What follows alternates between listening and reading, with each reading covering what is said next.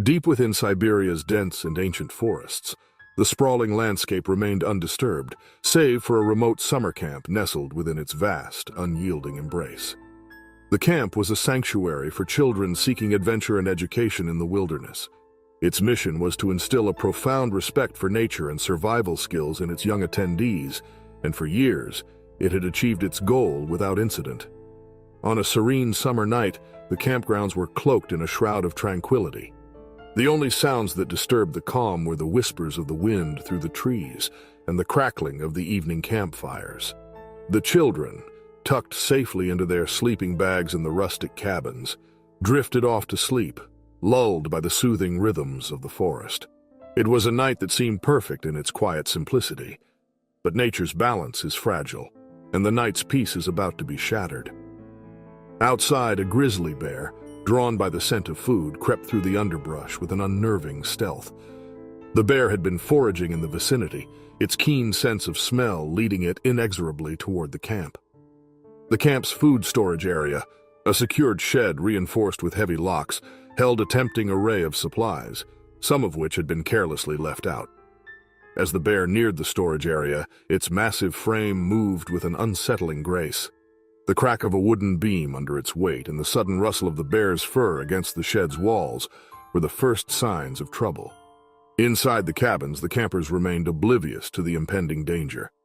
The bear's first action was to slam its immense paws against the shed door, causing the flimsy lock to shatter under the impact. The noise was a grating, booming sound that jolted the counselors awake. The camp leaders, including the seasoned guide Dmitry Volkov, and the young but diligent assistant Natalia Ivanov, leaped from their beds. Their training had prepared them for many scenarios, but nothing could fully prepare them for the chaos that was about to ensue. The bear's silhouette loomed against the shed's doorway in the darkness as it wrestled with the latch. The metallic clang of containers being thrown about echoed through the night.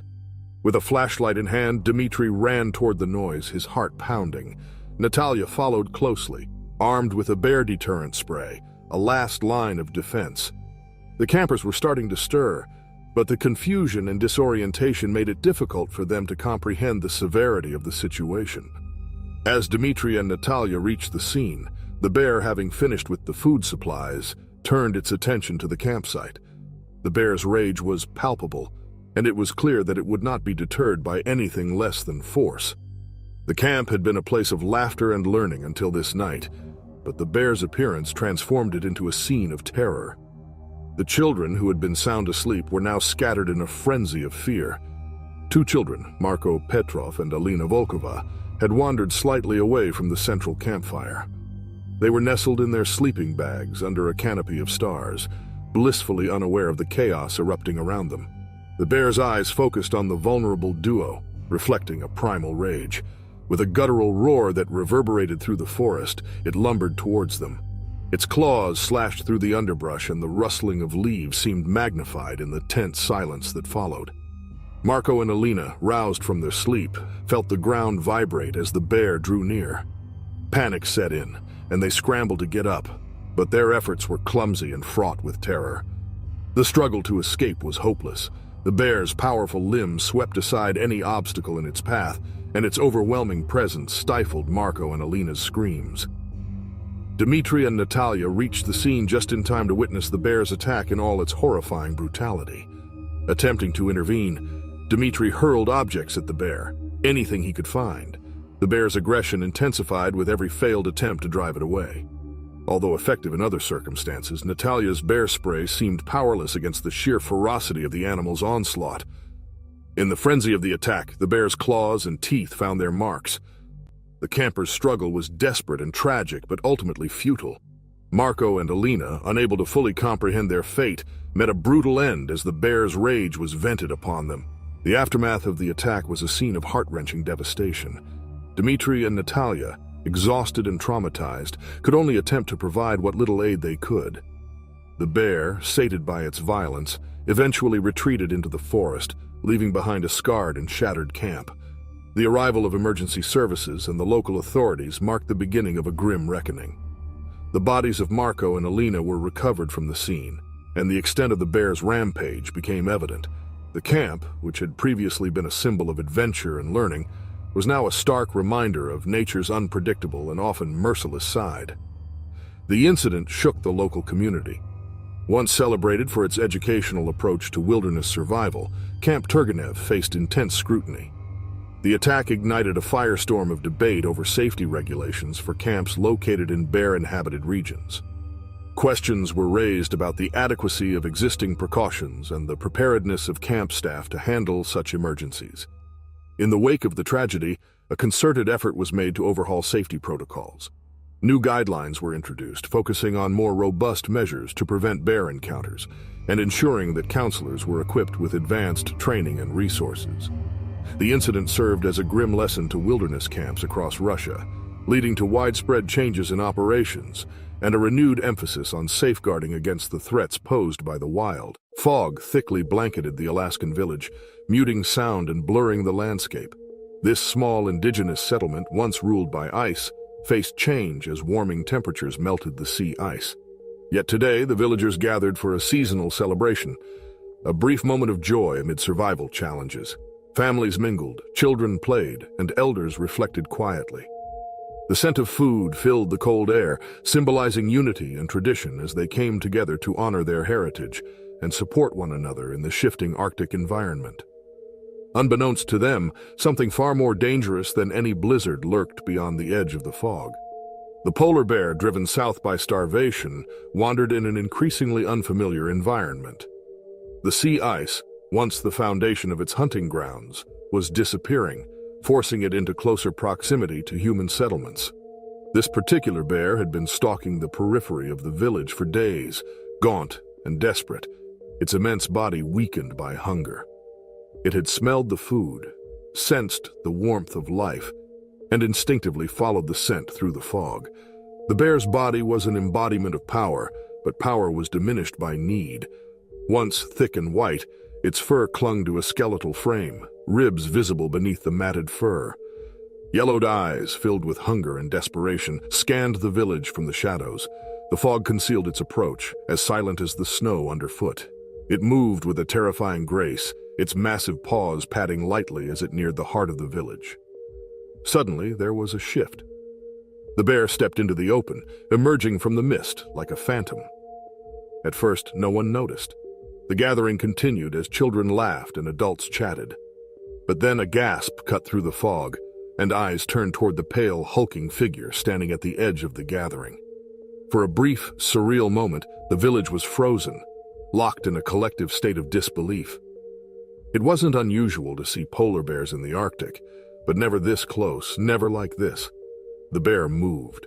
It charged without warning, driven by an instinctual hunger that overpowered all caution. Its speed was shocking, belying its size and weakened condition. In an instant, the peaceful gathering turned into chaos. Screams erupted as the massive predator barreled forward, its powerful limbs propelling it toward the nearest group of villagers. A child, no older than 6, was caught in the bear's path.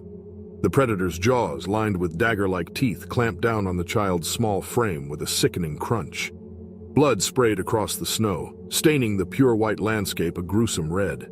The bear's attack was swift and ruthless. It flung the child's lifeless body aside as if it weighed nothing and moved on to the next victim.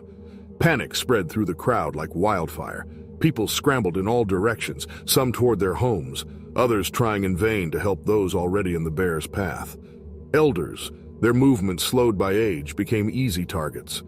One of the village elders, a respected woman known for her wisdom, was caught off guard as she tried to shield a younger family member. The bear's massive paw swiped across her body, claws raking through her flesh as if she were made of paper. She collapsed in a heap, her body twisted and broken, lifeblood soaking into the ground beneath her. Another villager, a man in his 30s, grabbed a shovel from a nearby stack of tools. His face was etched with fear and determination as he ran toward the bear, swinging the makeshift weapon with all his strength. The shovel connected with the bear's side, but the impact was nothing more than a glancing blow. Enraged, the bear turned on him, its maw open wide. The man barely had time to react before the bear's jaws closed around his leg. It pulled him down, ripping into his flesh with savage efficiency. His screams echoed in the air, cut short by the bear's relentless mauling. In just 2 minutes, the polar bear had already claimed multiple lives, and the carnage was far from over. It moved with terrifying speed from one target to the next, its primal instincts honed from a life of survival in one of the harshest environments on Earth. Even weakened by hunger, its sheer strength was overwhelming. The bear swiped at another villager, tearing through clothing and flesh as it sent the man flying backward, landing in a crumpled heap. A group of villagers, in a desperate bid to defend their community, gathered whatever they could find, shovels, hammers, even kitchen knives, and charged at the bear. Their fear was palpable, but so was their determination. The bear met them with equal ferocity. It reared up on its hind legs, towering over them, a giant of muscle and bone. One villager stabbed at its belly with a knife, but the blade barely penetrated the thick fur and skin. The bear roared in fury and brought its total weight down on him, crushing his body beneath its bulk. Those who remained tried to flee. Parents scooped up their children, running toward the safety of their homes, but the bear was relentless. It charged at another group, its jaws snapping at anything that moved. A young girl, separated from her family in the chaos, found herself in the bear's direct path. She tried to run, but the bear's claws caught her leg, dragging her down into the snow. Her cries were lost amidst the frenzy as the bear tore into her. As the attack raged on, the village's isolation became painfully evident. No emergency services were close enough to respond in time. The nearest outpost was hours away by helicopter, and even that would be delayed by the fog and weather conditions. The villagers were alone, left to face the beast with nothing but their own courage and meager tools. Minutes passed, though it felt like hours. Eventually, through a combination of sheer willpower and luck, the remaining villagers managed to drive the bear back. Several men, wielding axes and other tools, landed blows that slowed the bear down. Bloodied and exhausted, the bear finally retreated into the fog, limping and growling, but it had already left its mark on the village. The aftermath was harrowing. Bodies lay strewn across the snow, their blood staining the earth. The survivors, trembling and in shock, surveyed the carnage.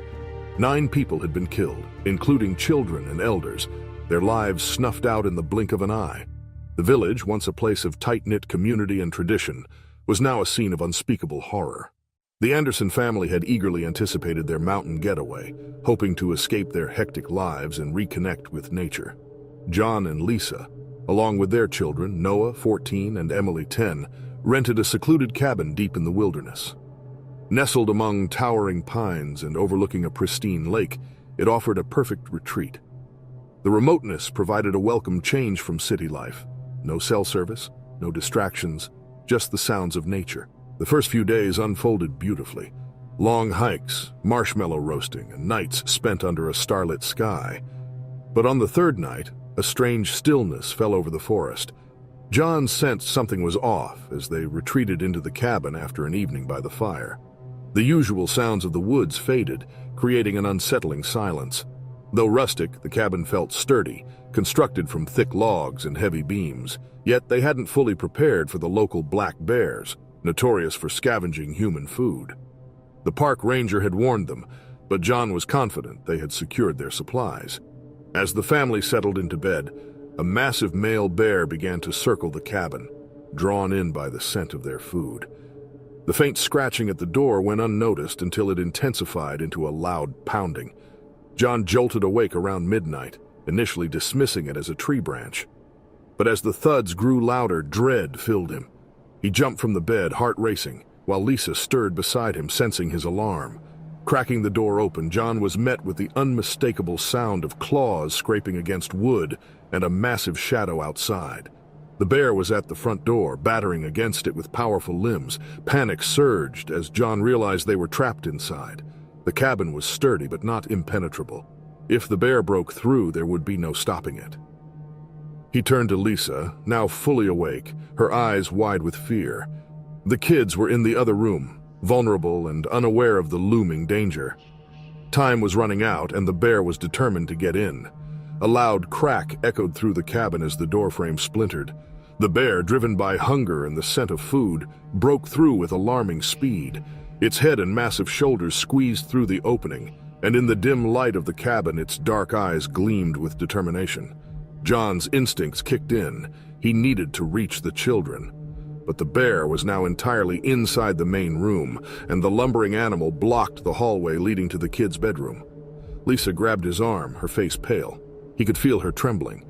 The bear began sniffing the air, drawn toward the kitchen where the family's food was stored. For a brief moment, it seemed to be the scent of food, which allowed John and Lisa time to think. But the car keys were in the kitchen, hanging on a hook just above the counter where they'd left a loaf of bread out earlier. Their only chance of escape was getting those keys and making it to the car, parked just outside. They were pinned. With the bear's bulk blocking the main room, John motioned for Lisa to stay put, as he frantically scanned the room for something, anything that could help them. His eyes landed on an old hunting rifle mounted on the wall. He darted across the room, but as he grabbed the gun, his stomach sank. No ammunition. The bear, having torn into a cabinet, sent pans crashing to the floor. It growled a low, deep sound that rattled the walls. Noah and Emily's room was on the opposite side of the cabin, and they were still trapped inside. John knew that if the bear became too aggressive, it could easily tear through the doors to reach them. He edged closer to the hallway, trying to remain out of the bear's line of sight. The animal was preoccupied with its focus on rummaging through the kitchen, but any sudden movement or sound could draw its attention. He made it halfway down the hall when the bear suddenly jerked its head up, its sharp ears picking up on the creaking of the floorboards. It sniffed the air again, turning toward the hallway. John froze, every muscle in his body tense. The bear moved slowly in his direction, its heavy steps echoing off the wooden floor. Lisa, still near the bedroom, looked on helplessly. The bear's massive body shifted its attention entirely toward John now. With no place to run, John backed toward the kids' room, hoping to shield them from the impending danger. In a split-second decision, John flung a chair across the room, hoping to divert the bear's attention. The chair crashed against the wall, causing the bear to snarl and charge toward the noise. It swiped at the air, its powerful claws tearing through the fabric of the furniture. In the chaos, John managed to reach Noah and Emily's room. He shoved the door open, pulling the kids from their beds. They were groggy, but quickly understood the severity of the situation. With the bear still distracted in the main room, John motioned for them to be silent. There was no time to think about a complete escape plan, only survival. Lisa, seizing the moment, grabbed the car keys while the bear tore through the remnants of the kitchen. With John leading the kids and Lisa trailing closely behind, they moved as quietly as possible through the back hallway toward the side door. Suddenly, the bear let out an ear-splitting roar. It had realized its human prey was trying to escape. It charged toward them, its claws scraping the floorboards, tearing through the house in a frantic rush. John shoved the side door open just in time. They all stumbled out into the cold night air, sprinting toward the car parked just a few feet away. The bear slammed into the door frame behind them, but by then, they were already inside the car. Lisa jammed the keys into the ignition, hands shaking uncontrollably as she started the engine. With a roar of the engine, they sped down the dirt road, leaving the cabin and the enraged bear behind in the darkness. As the cabin disappeared in the rearview mirror, they knew that they had narrowly escaped a brutal encounter, but the image of the bear breaking into their peaceful sanctuary would haunt them long after the mountain retreat was over. The sun rose over the zoo, casting long shadows across the enclosures. Frank Mulligan, a seasoned veteran of over 30 years, walked his familiar route one last time, filled with memories of the animals he had cared for. Today marked his retirement, a bittersweet milestone. Beside him was Sam, an enthusiastic rookie eager to learn the ropes. Sam's energy was infectious as he peppered Frank with questions about the animals and zoo operations. Frank, patient yet measured, offered advice, allowing Sam to observe and learn. Their dynamic was evident. Frank's cautious experience contrasted sharply with Sam's reckless enthusiasm. As they approached the brown bear enclosure, Frank's gaze fell on Kodiak, the zoo's largest bear, a hulking presence he had cared for since cubhood. Frank respected Kodiak's moods, always mindful of the bear's potential danger. Sam, however, had little direct interaction with Kodiak and was about to witness the bear management process for the first time. But as they neared the entrance, Frank noticed a maintenance panel ajar, its bolts loosened, likely overlooked by a careless worker. Unease gripped him as he realized the danger. This panel provided access to a service gate, the only barrier between Kodiak and freedom. In an instant, Kodiak sensed the opportunity. Frank's heart raced as he watched the bear grip the loose gate with its powerful paw and tug it open. Before either man could react, Kodiak slipped through, emerging into the zoo's public area. Panic erupted as the first visitors spotted the massive bear. Screams filled the air, and chaos ensued as people scattered in all directions, fleeing from the predator now roaming freely. Frank's heart pounded in his chest as he assessed the situation. This was no longer about preventing an escape. It was now a race to stop a catastrophe. Kodiak, disoriented by the sudden freedom, was unpredictable and dangerous. Frank knew what the bear was capable of, and with frightened visitors running chaotically, the potential for disaster was immense. Sam, his voice trembling, pointed to a tranquilizer gun mounted on a nearby wall.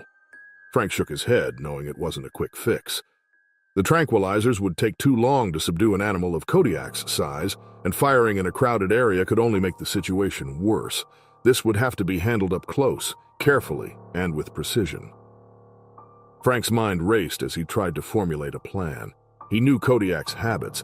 If they could guide him back toward the enclosure, they might have a chance. But Sam had other ideas. The rookie's impulse was to chase the bear, attempting to corner it using vehicles and barriers. Frank, though, knew that chasing Kodiak would only escalate the bear's aggression. As Sam darted off to execute his plan, Frank felt a surge of frustration. The young keeper's inexperience was driving him into dangerous decisions. Frank stayed back, using his knowledge of Kodiak to keep the bear in sight but at a safe distance, hoping to steer the massive creature without provoking a confrontation. However, Sam's risky approach quickly backfired. A group of zoo workers attempted to block Kodiak's path using a small utility vehicle. The bear, feeling trapped, reacted with terrifying speed. With a guttural roar, he charged the car, flipping it effortlessly. The workers fled, leaving the vehicle a crumpled heap. Kodiak, now agitated, reared up on his hind legs, towering over the scene, his claws slashing at the air. Frank knew they were losing control. Kodiak's aggression was escalating rapidly, and if they didn't intervene quickly, someone would be seriously hurt or worse. He abandoned his cautious distance and moved in closer, heart pounding, knowing this was a critical moment. Kodiak turned toward a cluster of fleeing visitors. Frank could see the fear in their faces, and his instincts took over. With no other options, he grabbed a metal rod from a nearby supply shed and waved it in the air, making himself as large and intimidating as possible. Kodiak's attention shifted, his beady eyes locking onto Frank. It was a calculated risk. Frank knew the bear recognized him, but no guarantee would stop an attack. For a moment, Kodiak hesitated. The bear, now only a few yards away, growled deeply, his massive paws leaving gouges in the earth as he tested Frank's resolve. The air between them was thick with tension, each second dragging on for what felt like an eternity. Frank stood his ground, unflinching as Kodiak sized him up. But the standoff couldn't last forever. Suddenly, Kodiak lunged forward, the ground shaking under his weight. Frank reacted, sidestepping the bear's charge just in time, the massive paw swiping inches from his body. The rod in Frank's hand was useless against the sheer power of the bear's movements. All he could do now was stay alive long enough for help to arrive. The bear wheeled around quicker than Frank had expected, and this time, there was no avoiding the collision. Kodiak struck with brutal force, sending Frank sprawling to the ground. The impact knocked the wind from his lungs, but Frank managed to roll out of the way as Kodiak's claws came down again, gouging the dirt where Frank had just been. Desperation surged through Frank. He couldn't outrun the bear, and he certainly couldn't overpower it. But he could still outthink it. He grabbed a nearby bucket of fish meant for the polar bears and hurled it toward Kodiak. The sudden smell of food caught the bear's attention, and for a moment, Kodiak was distracted. It was all Frank needed. With adrenaline surging through him, Frank scrambled to his feet and used the few precious seconds to lead Kodiak back toward the enclosure. The bear followed, now more interested in the fish than the chaos around him. Frank's heart raced as they neared the gate, the plan coming together. As Kodiak entered the enclosure, Frank slammed the gate shut behind him, securing the bolts in place. He leaned against the fence, gasping for breath, his body trembling from the exertion and fear. The Arctic Circle, a realm of unyielding ice and endless white, had long held a mystique that beckoned explorers and dreamers alike. For the Peterson family, this icy frontier promised a rare adventure, a once-in-a-lifetime journey to a remote research outpost nestled amid the vast frozen wilderness. The outpost, run by a team of dedicated wildlife scientists, was isolated yet equipped to offer a rare glimpse into one of the harshest environments on Earth. Henry and Alice Peterson, along with their two children, Lily and Bowen, had arrived with eager anticipation. Henry, a geologist with a penchant for adventure, was captivated by the stark beauty of the Arctic landscape. Alice, a historian fascinated by polar exploration, looked forward to the opportunity to observe the region's unique history. Lily, age 12, and Bowen, 8, were thrilled at the prospect of seeing polar bears and the northern lights. The outpost, built to withstand the relentless Arctic conditions, was a collection of sturdy buildings connected by enclosed walkways. The scientists, including Dr. Ava Milner and her team, had spent years studying the Arctic's diverse wildlife and fragile ecosystem. Their expertise and meticulous planning ensured the safety of visitors, yet the sheer remoteness of the outpost meant that any foray into the wilderness required caution and communication with the team. On the second morning of their stay, the Peterson family awoke to a sky shrouded in a soft, diffuse light. A serene calm enveloped the landscape, the vast expanse of ice glittering under the low-hanging sun. The family, keen to make the most of the day, decided to embark on a short walk beyond the confines of the outpost. Their plan was simple: a brief excursion to explore the undisturbed snow and possibly catch a glimpse of Arctic wildlife. Henry had prepared for the walk with his usual thoroughness. The family donned their cold-weather gear: layered clothing, insulated boots, and goggles to shield their eyes from the biting wind. Despite the preventive measures, they were not aware of the crucial detail they had overlooked: notifying the research team of their plans.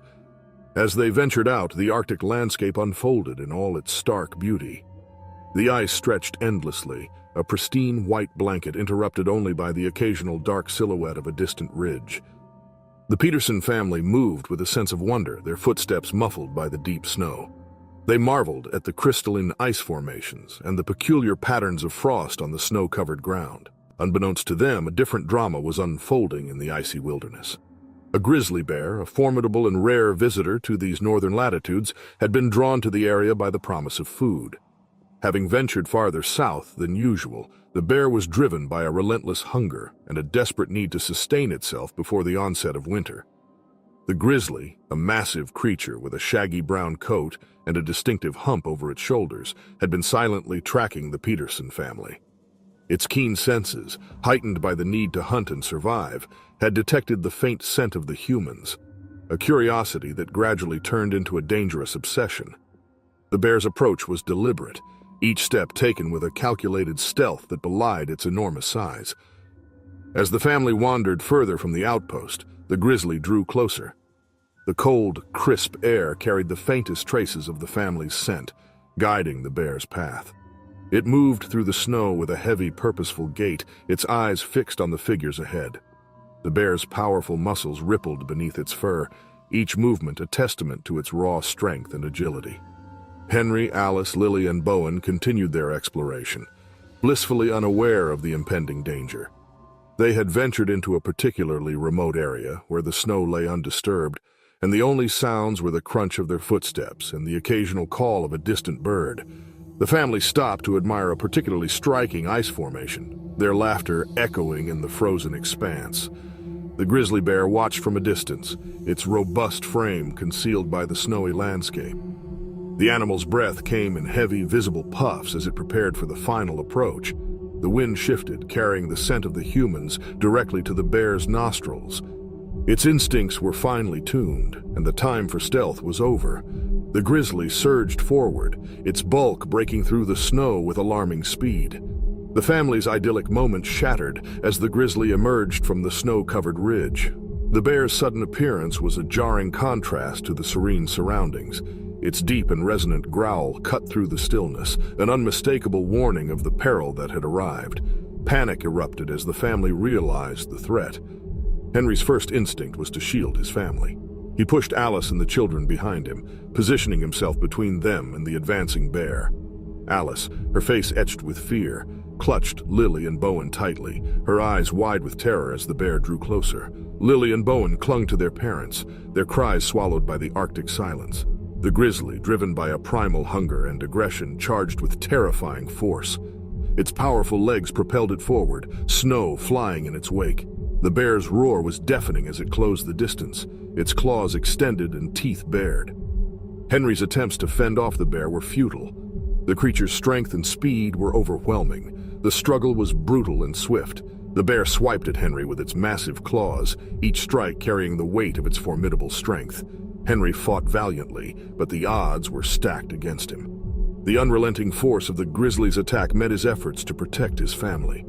The bear's teeth sank into Henry's shoulder, and he collapsed under the weight of the assault.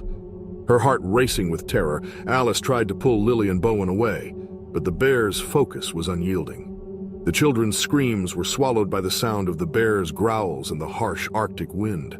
The fight for survival was a desperate and brutal affair, the family's efforts to escape thwarted by the sheer power of the grizzly. As the bear's ferocity reached its peak, the Arctic landscape bore witness to a scene of unimaginable horror. The once serene expanse of ice had become a battleground, the snow stained with the blood of the Peterson family. The bear's attack left no room for hope. Its force was overwhelming, and its hunger insatiable. Eventually, the bear, sated for the moment, retreated into the wilderness. The quiet returned, a chilling reminder of the violence that had just unfolded. The Arctic landscape, now marred by the tragedy, stood silent witness to the end of the Peterson family's ill-fated adventure. Back at the outpost, Dr. Ava Milner and her team were engulfed in a state of grim realization. The Peterson family's absence, combined with their delayed return, led to a frantic search. It was not until the team discovered the blood-stained snow and the remnants of the family's belongings that the full extent of the tragedy became apparent. The scientists, familiar with the dangers of the Arctic and the unpredictable nature of its wildlife, were overcome with guilt. They had assumed that their warnings about the dangers of venturing too far from the outpost would suffice. The failure to anticipate the potential threat posed by the grizzly bear had led to a devastating loss. The aftermath of the attack was somber. The surviving researchers grappled with the haunting reality of what had transpired. Having disappeared into the vast, icy wilderness, the bear became a grim reminder of the harshness of the Arctic environment. For the Peterson family, their once-in-a-lifetime adventure had ended in a tragedy that would forever echo in the cold embrace of the Arctic shadows. In the vast expanse of Glacier National Park, a group of 4 college students embarked on a trek that would test their limits and reveal the harsh realities of nature. The sun was still high in the sky when Lydia Fenton, Alex Monroe, Clara Brooks, and Ethan Cole set foot on the challenging Grinnell Glacier Trail. Their excitement was palpable, fueled by months of preparation and their collective experience in hiking. The trail, renowned for its rugged beauty and demanding terrain, promised an adventure unlike any they had experienced before. Lydia, the group's unofficial leader, meticulously planned their route, confident in their ability to tackle the obstacles that lay ahead. As they ascended the trail, the terrain became increasingly treacherous. Steep slopes and loose gravel required careful navigation. They paused occasionally to adjust their gear and hydrate, their camaraderie evident in their shared laughter and stories. However, their confidence, while justified, began to lead them astray. They ventured into uncharted territory in their eagerness to explore a particularly scenic area off the main trail. The path they followed grew narrower and more convoluted, the once familiar terrain now unfamiliar and disorienting. Lydia checked her map and GPS, but the devices were becoming less reliable as they ventured further off their intended path.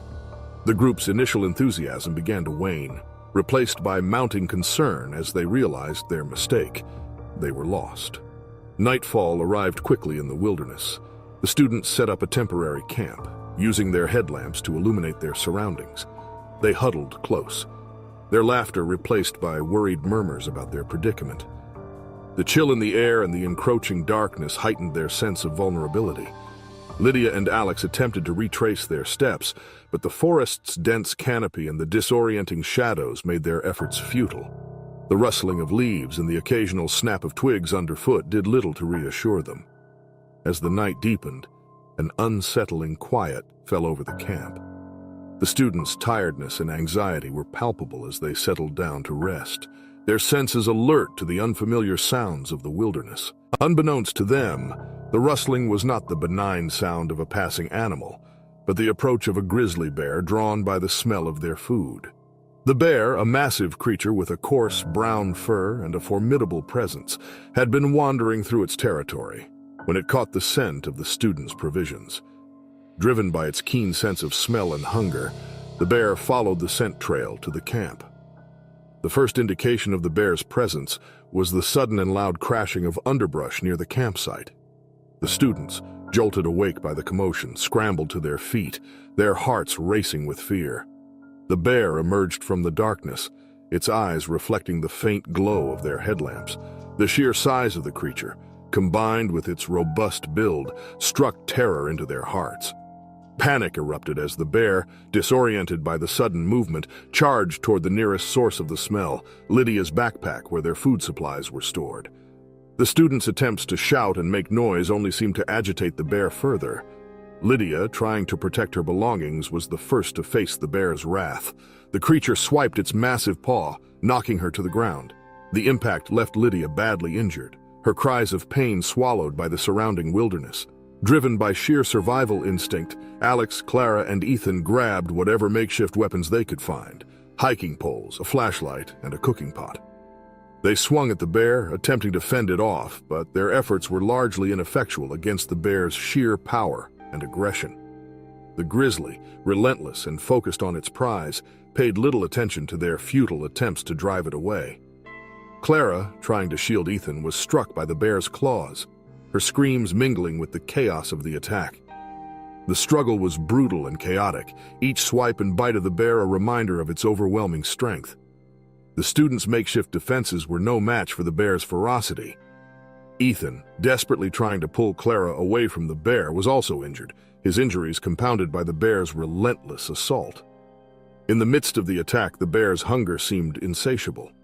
Still, it eventually began to retreat, perhaps satisfied with the chaos it had wrought or drawn away by other stimuli. The bear's departure left the campsite in disarray, the students' provisions scattered, and their campsite torn apart. With the bear gone, the severity of the injuries became starkly evident. Lydia and Clara were both in critical condition, their injuries severe, and their chances of survival uncertain. Alex and Ethan, though injured themselves, were somewhat less severely hurt, but still in need of immediate medical attention. They quickly assessed their situation, their minds racing through the options available to them. They had no means of communication, their cell phones having been left behind or damaged in the chaos. Their only hope was to stay put and wait for rescue, hoping that their distress signals or the bear's disturbance would eventually draw attention. As the hours passed, the cold of the night settled in, and the pain of their injuries became a constant reminder of their dire situation. The remaining students huddled together, their shivering bodies providing a small measure of comfort in the face of their predicament. The sense of helplessness was overwhelming, each passing moment a reminder of the fragility of their situation. Morning eventually arrived, bringing with it a glimmer of hope. Initially faint and inconclusive, the distant sound of a rescue team's helicopter grew louder and more distinct as it approached. Despite their injuries, the students managed to signal the approaching aircraft, their strength waning but their determination undiminished. The rescue team, guided by the signs of distress and the damage left behind, arrived just in time to provide the critical aid that the students needed. The backcountry expedition was meant to be a testament to the group's experience and camaraderie. They had planned every detail meticulously, from the ski routes to the weather patterns. 5 seasoned skiers set out into the rugged wilderness of British Columbia, seeking untouched powder and the serene isolation that only the backcountry could offer. For years they had done this, gliding down steep, unmarked trails, weaving through thick forests, and embracing the biting cold as they carved their paths down snow-covered mountains. But this time, fate had other plans. As the group descended from a ridgeline, their leader, a seasoned skier named Liam, slowed down, guiding the others through a section of trees. The terrain here was steep, with deep snowbanks accumulated from recent storms. The skiers expertly zigzagged down the slope, but their movement disturbed the quiet harmony of the wilderness. Unbeknownst to them, beneath the thick blanket of snow lay a hidden threat, one they would soon regret awakening. Grizzly bears, normally dormant during this time of year, can occasionally stir from hibernation if their dens are disrupted, or if temperatures fluctuate enough to disturb their deep slumber. The group skied past an area where a massive grizzly had made its den, tucked away beneath layers of snow and debris. With every swoosh of their skis, the vibrations penetrated the earth, reverberating through the snowpack. It happened suddenly. The snow shifted and a massive shape stirred from the depths. The bear, groggy and disoriented from its long hibernation, felt the intrusion. Its instincts, still sharp despite months of dormancy, took over. The scent of humans filled its nose, triggering a surge of confusion and hunger. Emerging from the den, the grizzly, a colossal beast with matted fur and claws the size of daggers, was startled by the presence of the skiers. The bear's eyes, bloodshot and wild, locked onto the nearest skier, Derek, who had unknowingly skied too close. In a matter of seconds, the once peaceful mountainside erupted into chaos. The bear charged, its powerful limbs breaking through the deep snow with terrifying ease. The skiers, momentarily stunned by the sight, reacted too slowly. Derek turned to see the grizzly barreling towards him, its massive form cutting through the snow like a freight train. Panic set in, but there was no time to flee. Liam shouted to the others, motioning for them to spread out, but Derek was already in the bear's path. The grizzly slammed into him with full force, knocking him to the ground like a rag doll. He hit the snow hard. The wind knocked out of him as the bear's claws raked across his back. Blood stained the pristine snow as Derek let out a strangled cry, his body convulsing under the weight of the bear. The others sprang into action, their survival instincts taking over. Two skiers fumbled for their bear spray while another brandished his ski pole, hoping to distract the bear. The grizzly, however, was locked in a frenzy, its confusion amplifying its aggression. Its claws ripped into Derek's jacket, tearing through layers of fabric and flesh. The sound of the attack was a brutal symphony, growls, gasps, and the sickening thud of the bear's paws against human flesh. Liam advanced toward the bear, shaking his can of bear spray with trembling hands. In a desperate move, he discharged the spray, a cloud of irritant chemicals bursting into the air. The mist caught the wind and wafted towards the bear's face. The bear snarled in irritation, shaking its massive head as the spray took effect. For a moment, the beast hesitated, its eyes watering from the burning sensation. But Derek was in bad shape. His body lay crumpled in the snow, blood pooling beneath him. His breaths were shallow, the pain overwhelming him as his vision blurred. The bear, now more enraged than ever, turned to face the other skiers. One of them thrust his ski pole forward, jabbing it towards the bear's snout. The bear batted it away with ease, nearly snapping the pole in two with the force of its paw. Realizing the bear was still too close, the group continued their assault. More bear spray was unleashed, and the skiers waved their poles frantically, trying to keep the bear at bay. Finally, after what felt like an eternity, the grizzly recoiled, shaking its head violently as the burning chemicals overwhelmed its senses. With a final guttural growl, the bear retreated, disappearing back into the trees from where it had come. The mountain was silent, broken only by the labored breathing of the group and Derek's soft whimpers. The once pristine snow was now stained with his blood, painting a grim picture. Time was critical. Though the bear had vanished, they knew it could return at any moment. Liam knelt beside Derek, assessing his injuries. Deep gashes crisscrossed his back and arms, his jacket torn to shreds. Blood seeped into the snow. He was alive, but barely, each breath a struggle. With no quick rescue possible in this remote area, they fashioned a makeshift stretcher from their skis, securing Derek as best they could. The group began their slow descent through deep snowdrifts and treacherous slopes, each step a reminder of the lurking danger. Every gust of wind sent their hearts racing, and they feared the bear might return. Hours passed, and as the sun dipped low, they finally reached an area with enough signal to call for help. Derek's condition had worsened. His breathing grew shallow and his skin turned pale. Huddled together, exhausted and shaken, they awaited rescue. The wilderness had transformed from a playground into a stark reminder of nature's unforgiving reality.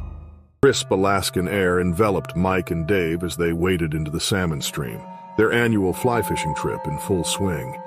Best friends for years, they sought peace in this remote wilderness, far from the noise of daily life. Working in harmony, they cast their lines and watched the salmon flash beneath the surface. Mike stood a few yards upstream, focused on the rhythm of his rod and the rush of water around his waders. Meanwhile, Dave scanned the bank, admiring the wild beauty of their surroundings. The soothing sound of rushing water and the occasional splash of fish created a serene atmosphere. Suddenly, that tranquility shattered. A brown bear emerged from the tree line, blending into the shadows until it was mere feet from the stream. Startled, Mike locked eyes with the massive predator. Fear surged through him as the bear let out a low growl, a sound that silenced the wilderness. Before Mike could react, the bear lunged, its enormous paws cutting through the water. He stumbled backward, his fishing rod tumbling into the stream, but it was too late. The bear's claws hooked into Mike's jacket, dragging him into the freezing water. Shock set in as the icy current hit him like a wall. The bear's weight bore down on him, water churning violently around them. Desperately, Mike kicked to free himself, but the bear's grip was too firm. His vision blurred, and cold water filled his mouth as he struggled to stay afloat. Dave stood frozen, heart racing as he watched his best friend disappear beneath the thrashing bear. His fly rod felt useless against the creature. Instinct screamed for him to flee, but a deeper resolve compelled him to stay and help Mike. He couldn't abandon his friend in the jaws of danger. The bear, now fully submerged in the stream, with Mike trapped beneath its bulk, seemed momentarily distracted by the tumult of water and thrashing limbs. Dave sprinted along the bank, his boots splashing through the shallow edges of the stream as he frantically searched for anything he could use as a weapon. The trees were too far to reach without losing sight of Mike, and there was nothing but rocks and water around him. Mike's struggles grew weaker as the freezing water sapped the strength from his limbs. Every time he surfaced, the bear's powerful jaws or claws forced him back down. His chest burned with the effort of trying to breathe, and his vision narrowed to a blur of brown fur, rushing water, and the cold, clear blue sky above. The cold had turned his movements sluggish, his body no longer responding to the frantic commands from his mind. Dave spotted a thick branch lodged in the rocky bank and snatched it up. It was heavy but sturdy, better than nothing. Without hesitation, he ran downstream to where the bear had dragged Mike, now wrestling in the deeper part of the current. The icy water lapped at Dave's legs as he waded in, brandishing the branch like a spear. His breath came in ragged gasps, more from fear than exertion. The bear, still focused on Mike, didn't see Dave approaching from the side. With every ounce of strength he had, Dave swung the branch toward the bear's head, the force of the blow jarring his arms. The bear roared in pain and surprise, jerking its massive body toward Dave, releasing its grip on Mike for a split second. The water exploded around them as the animal reared back, its enormous body casting a shadow over Dave. For a moment, time seemed to slow. Dave felt the bear's eyes on him, its dark gaze filled with primal rage. He knew he couldn't outrun it. The weight of the branch suddenly felt insignificant against the sheer power of the bear, but there was no time to think, only to act. He swung again, aiming for the bear's muzzle this time. The branch cracked against bone, sending the bear into a frenzy. It roared and lunged toward Dave, but the water slowed its movements, the current working in his favor. Mike, weakened and gasping for air, floated downstream, limp and pale against the dark water. Dave's mind raced as he backed away, trying to keep the bear's attention on him while inching toward the bank. His muscles screamed in protest, the cold water numbing his legs. He had to keep moving, had to find a way to keep the bear away from Mike, who was now drifting dangerously close to the rapids downstream. Suddenly the bear turned, its massive body crashing through the water toward Mike, who was helplessly floating toward the rocks. Dave's heart seized. He sprinted along the bank, barely keeping pace with the bear as it pursued Mike downstream. The current grew stronger, pulling Mike faster. The bear, still enraged, struggled to keep up, its focus split between Dave and the helpless man. With a burst of desperation, Dave spotted a large rock near the bank. He hoisted it above his head and hurled it at the bear's flank. The rock struck true, sending the bear crashing aside. That moment of distraction was enough.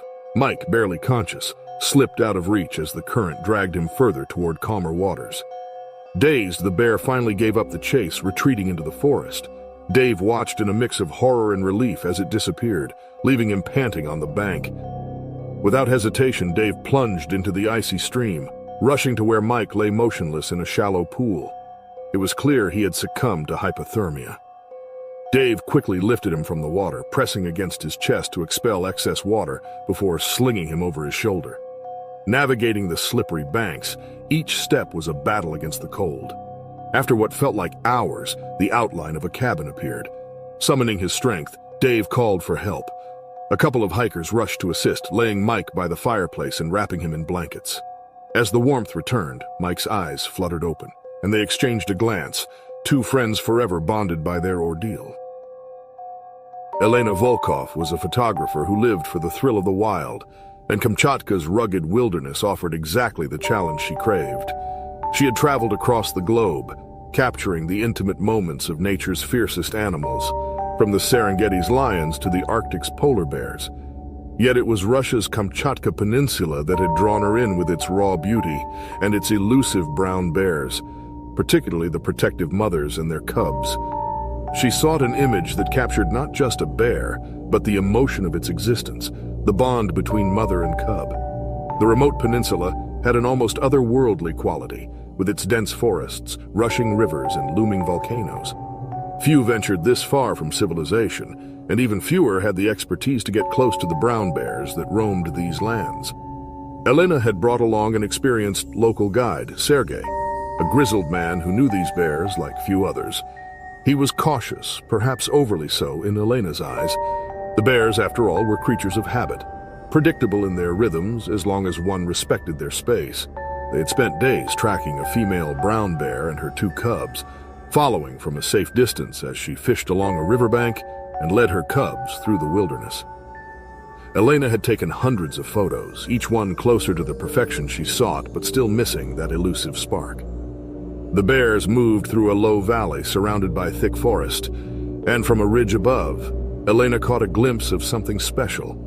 The mother bear had paused in a clearing, her cubs playfully wrestling beside her. The afternoon sun filtered through the trees, casting the scene in a golden glow. It was perfect, but it wasn't close enough. Sergei warned her to stay back. He had seen this before. Photographers, eager for the perfect shot, forgetting the genuine danger that lay between them and their subjects. Elena, however, felt the moment calling to her. She reassured herself that she knew the limits and that her years of experience would guide her. Carefully, she descended from the ridge, edging through the thick brush that led down into the valley. The terrain was uneven, and the foliage made it difficult to see clearly. But she pressed on, her camera ready in hand. Her breath quickened as she closed the gap. She knew she was closer than Sergei would ever allow, but the shot was worth it. The mother bear had lifted her head, sniffing the air, her eyes scanning the horizon. Elena crouched low, trying to appear as small and non-threatening as possible. She aimed her camera, framing the perfect shot of the mother's watchful gaze juxtaposed with the innocence of her cubs. Suddenly, the mother bear's posture shifted. Her head turned sharply in Elena's direction, her body tensing as she perceived an intruder too close for comfort. Elena froze. Her heart pounded in her chest as she realized just how much danger she had put herself in. The bear's eyes locked onto her, and in that instant, there was no mistaking the animal's intentions. Elena had crossed a line. The charge came swiftly. There was no growl, no warning, just the sudden explosive motion of the bear lunging toward her. Elena's instincts screamed at her to retreat, but the ground beneath her was treacherous. Her boots slipped on the damp moss and she stumbled, her legs failing to find traction on the uneven terrain. The camera, which had been her lifeline moments ago, now felt like a dead weight in her hands. She tried to scramble backward, her limbs heavy with panic. The world around her seemed to blur as the mother bear closed the distance with terrifying speed. Elena's legs gave way beneath her and she collapsed to the ground, a sharp rock jutting into her back as she landed. She felt a surge of pain shoot through her, but it was nothing compared to the terror of seeing the bear's massive form looming above her. In the fraction of a second before the attack, Elena locked eyes with the bear. The mother was no longer just an animal. She was a force of nature, a protector, and Elena had made the fatal mistake of becoming a perceived threat. The bear's paw, powerful and heavy, swung down with a force that Elena could hardly comprehend. She tried to shield herself, raising her arms in a futile gesture, but the impact was brutal. The bear's claws ripped through her jacket, slicing into her skin with ease. Elena felt the sharp, burning pain spread across her body as the swipe connected. Her vision blurred, and she struggled to breathe. The weight of the animal pressed down on her, as if the very earth had risen to crush her. Her thoughts were disjointed and scattered as her mind fought against the overwhelming pain and fear. Through the haze of agony, she could hear Sergei's voice in the distance, shouting, though the words were lost in the chaos. She barely registered the sound of the bear's low growl. A warning meant not for her, but for the unseen threat she had become in the bear's eyes. Sergei was close now, but Elena's body was shutting down, her strength ebbing away as blood pooled beneath her, soaking into the forest floor. The bear, perhaps sensing Sergei's approach or simply deciding she had done enough, relented. With a final snort, she turned and lumbered back toward her cubs, her protective instincts still in overdrive. Elena lay motionless on the ground, the remnants of her camera shattered beside her, blood staining the lenses. Sergei rushed to her side, breathless and pale with fear. The first aid kit he carried seemed woefully inadequate against the wounds she had suffered. He managed to drive the bear away using flares and shouts to ensure the mother wouldn't return, but the damage had been done. Elena was barely conscious, her breath shallow and ragged. The remote wilderness that had once been her playground had now become her prison. Sergei knew that help was hours, maybe even a day away, and with each passing moment, Elena's chance of survival slipped further from reach. The Wilson family had planned this camping trip in the Adirondacks for months. Mark and Sarah, along with their two young children, Emma and Jacob, had spent countless hours preparing, eager to escape the noise and rush of their suburban lives for a few days in the crisp, quiet wilderness. It was late October, and the Adirondacks were bathed in the golden hues of autumn, with leaves crunching underfoot and the scent of pine and earth thick in the air. For the children, this was an adventure. A weekend of campfires, marshmallows, and sleeping under the stars. Their campsite sat nestled among the towering trees, miles away from the nearest ranger station. The remoteness added to the allure, but it also meant they were on their own if anything went wrong. Still, Mark had always considered himself well-versed in camping. He was confident in their safety, especially after setting up their tent at a distance from where they'd store their food and cook their meals. They had read all the pamphlets about wildlife, and Mark had assured Sarah they'd be fine as long as they followed the rules about food storage. But the Adirondacks were home to creatures that operated under different rules, creatures driven by the unrelenting need to survive, especially as winter loomed. The black bears, normally elusive and uninterested in humans, were in a frenzy of feeding, fattening themselves up for hibernation. Even a whiff of poorly stored food could become an irresistible draw. That afternoon they thoroughly enjoyed themselves. The kids had run through the forest, climbing rocks and collecting leaves, their laughter echoing off the hills. As the sun dipped below the horizon and the air turned colder, Mark lit the campfire, and they roasted hot dogs and marshmallows. The children, exhausted but happy, curled up in their sleeping bags early. Mark and Sarah stayed by the fire a little longer, enjoying the peace that only the wilderness could provide. What Mark didn't realize, however, was that earlier in the day, when he hastily packed away the remnants of lunch, he had left traces of food near the tent, a smear of peanut butter here, a wrapper there. To him, it seemed insignificant, but to a bear preparing for hibernation, it was enough. The first sign of trouble came just after dusk. There was a rustling in the distance, a sound too large to be a raccoon or deer. Mark, standing at the edge of the firelight, peered into the darkness. It was probably nothing, he thought, though a chill of unease settled over him. He dismissed it, returning to the fire and stoking it higher, hoping to ward off the biting cold.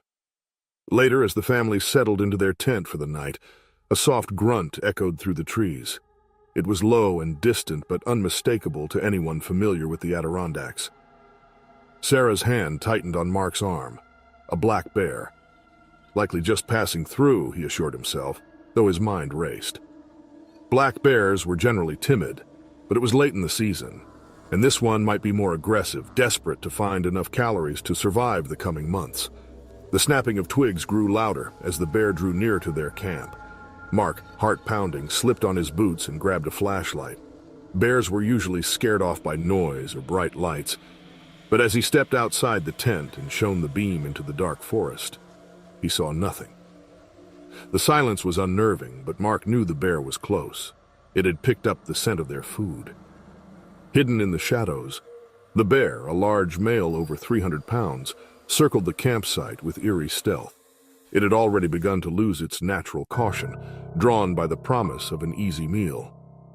Suddenly there was a loud crash. The bear had found the food storage, knocking over the cooler. Mark cursed under his breath. Grabbing the air horn from the emergency kit, he blasted it into the night. The bear hesitated briefly, its ears flicking in irritation, but it didn't leave. It was hungry, and fear had given way to determination. The bear loomed just beyond the firelight, a massive dark figure barely visible against the trees. Inside the tent, Sarah clutched their children, Emma and Jacob, trying to calm them while her panic surged. She could hear the bear pawing at their supplies. Mark hurled rocks at the beast, hoping to drive it off, but the bear was undeterred. Its patience was growing thin, and Mark realized the real danger wasn't just in the food. It was in the bear's persistence. Hours passed in tense silence as the bear stalked the campsite, returning after every scare tactic. Mark kept the fire high, praying it would be enough to keep the bear at bay. At one point, the bear brushed against the tent, its massive body pressing against the thin fabric. Inside, Sarah could hear its heavy breathing, just inches from her children. As the night dragged on, Mark's mind raced. Could they run to the car? No, it was too risky. They were miles from help, and escape in the dark was impossible. Their only option was to wait for the morning, hoping the bear would finally retreat. Just as the first light of dawn crept over the horizon, a sharp snap echoed through the woods. The bear, startled by the awakening forest, finally turned and disappeared into the shadows, leaving the family shaken but alive.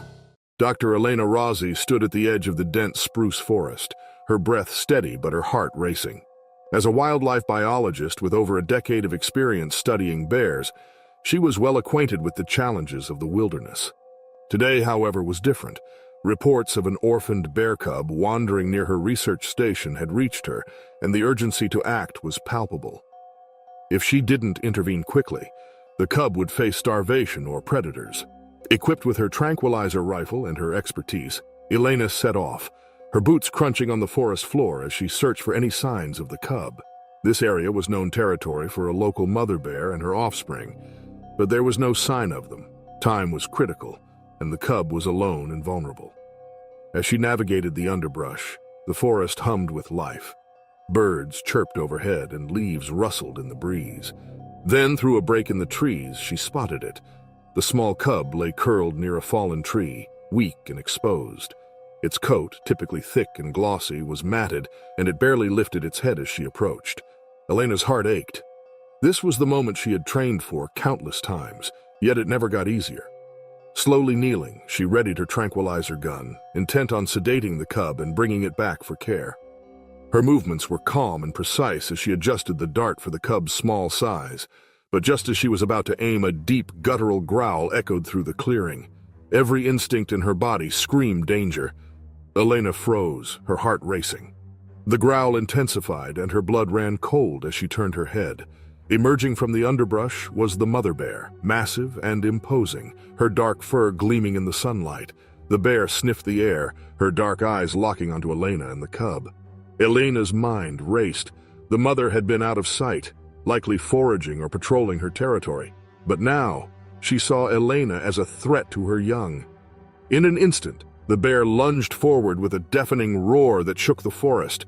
Elena dropped the tranquilizer gun and scrambled backward, adrenaline surging. She recognized this wasn't a warning, it was a full-blown attack. The bear believed her cub was in danger. With no time to think, Elena threw herself to the side, narrowly avoiding a massive paw that swiped where she had just been. The bear was relentless. Panic surged in her, but she had to stay focused. She needed to create distance. Darting toward a cluster of trees, she relied on her understanding of bear behavior to navigate the terrain. Bears, though bulky, could sprint with surprising speed. The ground shook as the bear charged after her, its fury palpable. Elena's legs burned as she ran, branches whipping against her face and arms. She ducked behind a tree, hoping to buy herself some time. The bear skidded to a halt, sniffing the air, clearly agitated. Elena's heart raced as she formulated a plan. She needed to reach her research station, where safety awaited. But with the bear in pursuit, she had to act quickly. But then she tripped. Her foot caught on a root, sending her sprawling to the ground. The impact knocked the wind out of her, but there was no time to recover. The bear was upon her, and Elena barely rolled out of the way as the bear struck, her claws tearing into the ground where Elena had been. Elena gasped in pain as she felt the bear's claws rake across her leg. White-hot agony shot through her body. She bit back a scream, knowing that any noise might further provoke the bear. Blood soaked her pants, but she couldn't stop now. Every second counted. The bear, enraged, reared up on her hind legs, towering over Elena. For a split second, Elena stared up at the beast, knowing how close she was to death. She managed to scramble to her feet, clutching her bleeding leg. With every ounce of strength she had left, she stumbled toward the nearest large tree. She had to put something solid between her and the bear. She could feel the animal's hot breath on her back as she threw herself behind the tree trunk, just as the bear slammed into it with a thunderous roar. The impact shook the tree, but it held. For a moment, there was a brief respite. Elena clung to the trunk, gasping for air, blood still pouring from her leg. The bear circled the tree, growling, her claws scraping the bark. Elena knew this wasn't over. The bear was determined, and with no other prey in sight, she wasn't going to leave until Elena was dealt with. With no time to waste, Elena knew she had to retreat to the safety of her research station.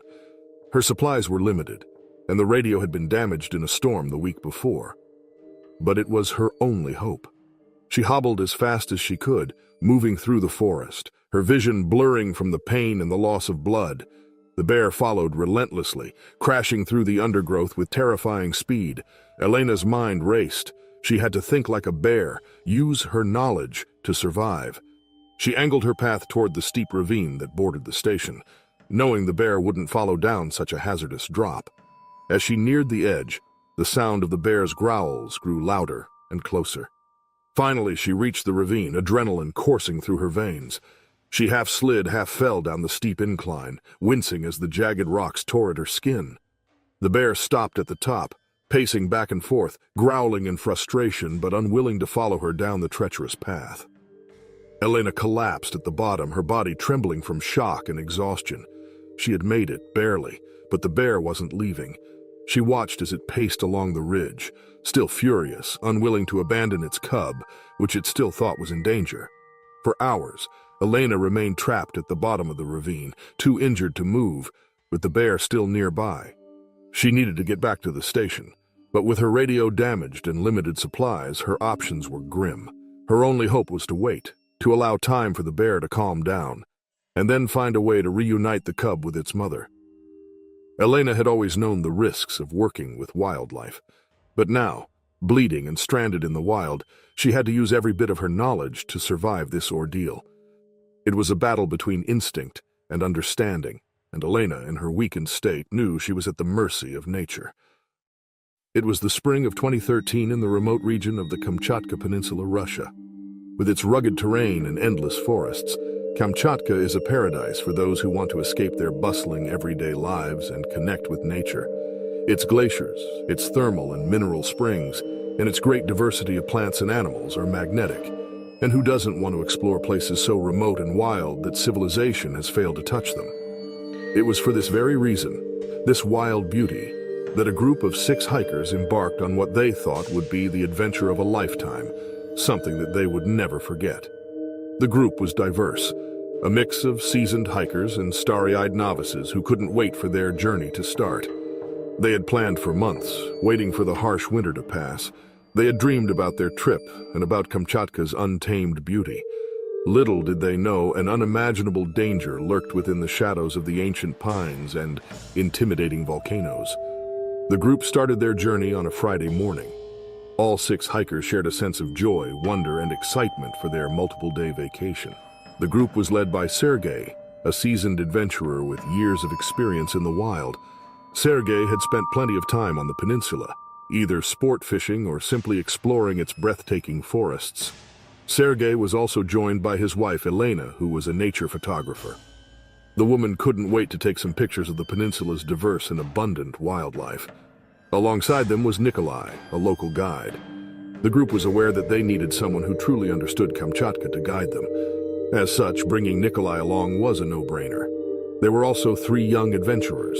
Ivan, Marina, and Alexei were all in their 20s.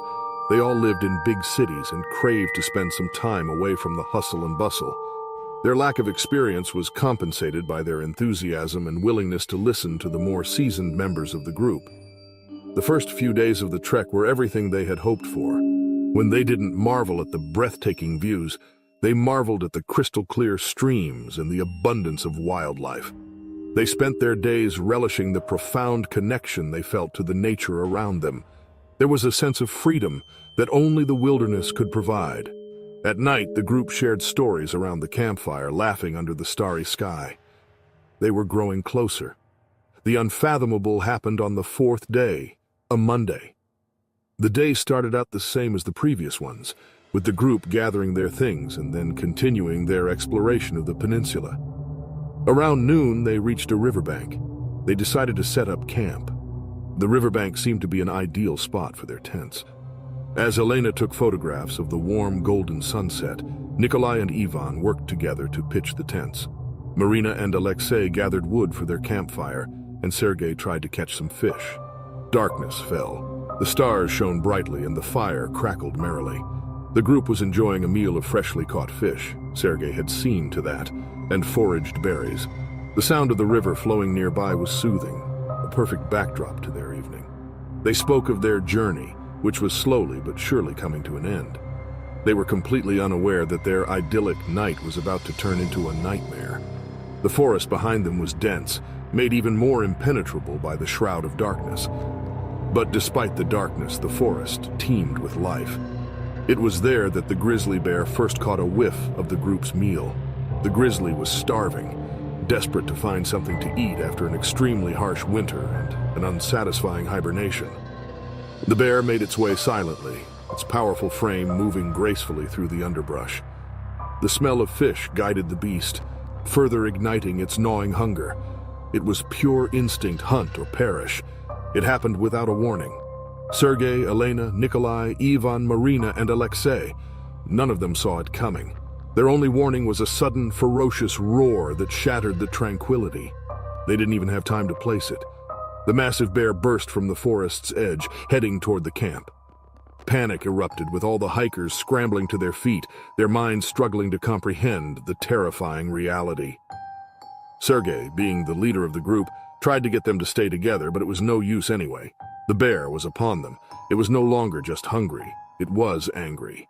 It took only a swipe of its enormous paw to strike Sergei dead. The force of the blow killed him instantly. Blood splattered across the grass as the bear roared again, a deafening sound that echoed through the night. Nikolai, the guide, reached for his hunting knife, hoping to at least blind the animal. The knife was no match for the bear's sheer force. The bear's jaws clamped down on his arm, crushing bone and sinew. Nikolai's screams filled the air as he fell, and the bear's savage assault continued.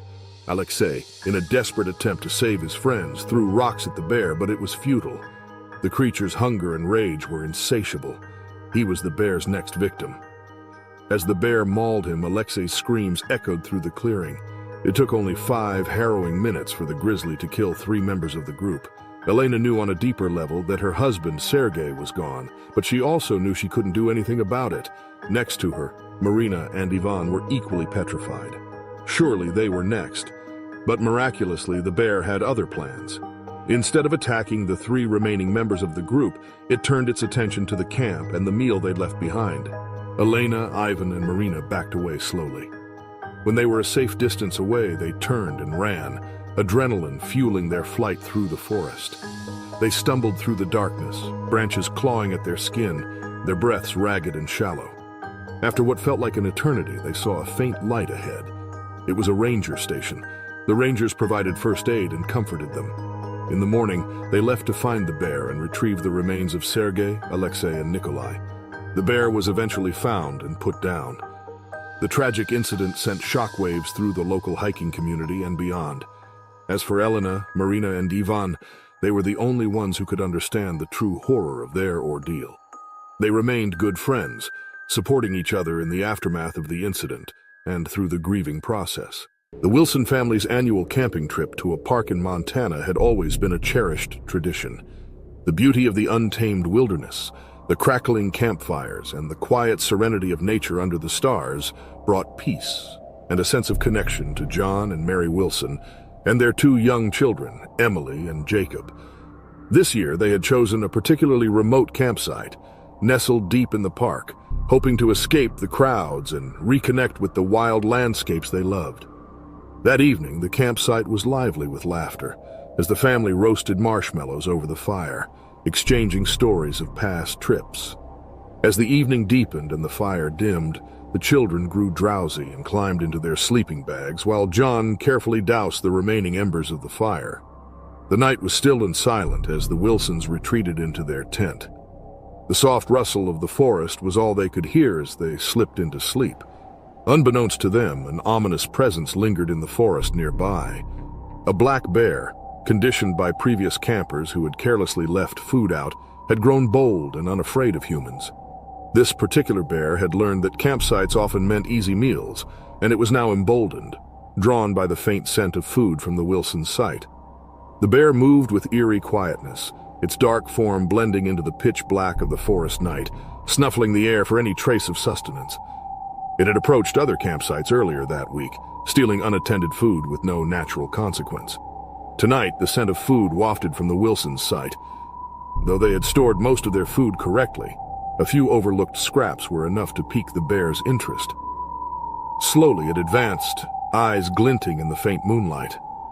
The scent led the bear directly to the family's tent. Inside the tent, all was peaceful. Mary stirred slightly in her sleep, unaware of the approaching danger. The children lay soundly in their sleeping bags between their parents, insulated by the tent's thin fabric. It wasn't until the faintest sound of something brushing against the outside of the tent reached John's ears that he stirred. He opened his eyes, heart thudding for no particular reason at first. Something was different. He lay still for a moment, straining to hear in the darkness.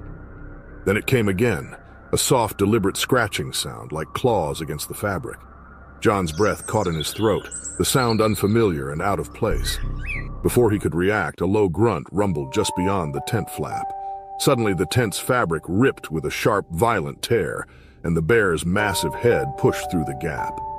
John shot upright, grabbing at his wife's arm. Mary jolted awake, eyes wide in the darkness. The children stirred, disoriented and confused by the commotion. But there was no time to process the situation as the bear lunged further into the tent. In the chaos, John scrambled to shield the children, his instincts screaming to protect them at all costs. He pushed them toward the farthest corner of the tent, but there was no real escape. The bear's powerful claws swiped at the fabric, shredding it further. Its breath was hot and rank, filling the space with a terrifying proximity. Mary's hands frantically fumbled for anything to use as a barrier, grabbing the nearest objects, blankets, sleeping bags, whatever might deter the animal. But the bear, driven by hunger and without fear, batted them aside with ease. Its massive body pressed into the tent, collapsing it further around them, the weight of the bear threatening to crush them. John reached for a flashlight, desperately shining it into the bear's eyes, hoping to disorient it. For a moment, the bright beam seemed to give the bear pause, but only for a heartbeat. It swatted the light out of his hand, sending it spinning into the darkness. The tent was now a chaotic flurry of thrashing limbs and guttural growls, the bear tearing at whatever it could reach, relentless in its search for food. Outside, the commotion had drawn the attention of nearby campers. Faint calls echoed through the night as people began to realize what was happening. Some grabbed flashlights and ran toward the Wilsons' campsite. Others yelled in panic, unsure of how to help. Inside the collapsing tent, Mary's heart pounded in her chest. She clung to Jacob, her youngest, shielding him with her body, while John did his best to fend off the bear with nothing more than his bare hands and a camping chair he had managed to grab. The bear growled in frustration, its claws raking through the fabric, inches away from John's arm. The nearby campers arrived, flashlights swinging wildly in the dark, illuminating the terrifying scene. Some carried pots and pans, banging them loudly to scare the bear off, but it only seemed to enrage the animal further. A man wielding a large stick approached cautiously, but the bear turned on him with a ferocious snarl, causing him to backpedal quickly. In the chaos, someone threw a rock at the bear, striking it on the side. The animal growled deeply, hesitating for a brief moment as the barrage of noise and movement confused it. But its hunger overpowered its fear, and it returned to its task, clawing and biting at the remnants of the tent, determined to get inside. John, now bleeding from a shallow gash on his arm, fought to keep the bear at bay, but his strength was waning. The tent was all but destroyed, and the bear was closing in on his family. In a last desperate attempt, he grabbed a can of bear spray from his pack, fumbled with the cap, and unleashed it directly into the bear's face. The bear roared in surprise, rearing back as the spray hit its eyes and nose, burning with intensity. Disoriented by the attack, it shook its massive head and retreated several steps. The campers, seeing the bear's reaction, intensified their efforts, making more noise, waving their flashlights wildly and throwing whatever they could find. Finally, the bear backed away, still growling but now blinded and confused by the bear spray. It retreated into the woods, its massive form disappearing into the darkness from which it had come. The Wilsons, battered and shaken, emerged from the wreckage of their tent, clinging to one another in disbelief. The other campers rushed to their aid, their faces pale in the moonlight, some trembling with adrenaline. John and Mary, their hearts still racing, could barely comprehend what had just happened. They had survived the attack, but the memory of the bear's furious claws and the close call to death would haunt them for years to come.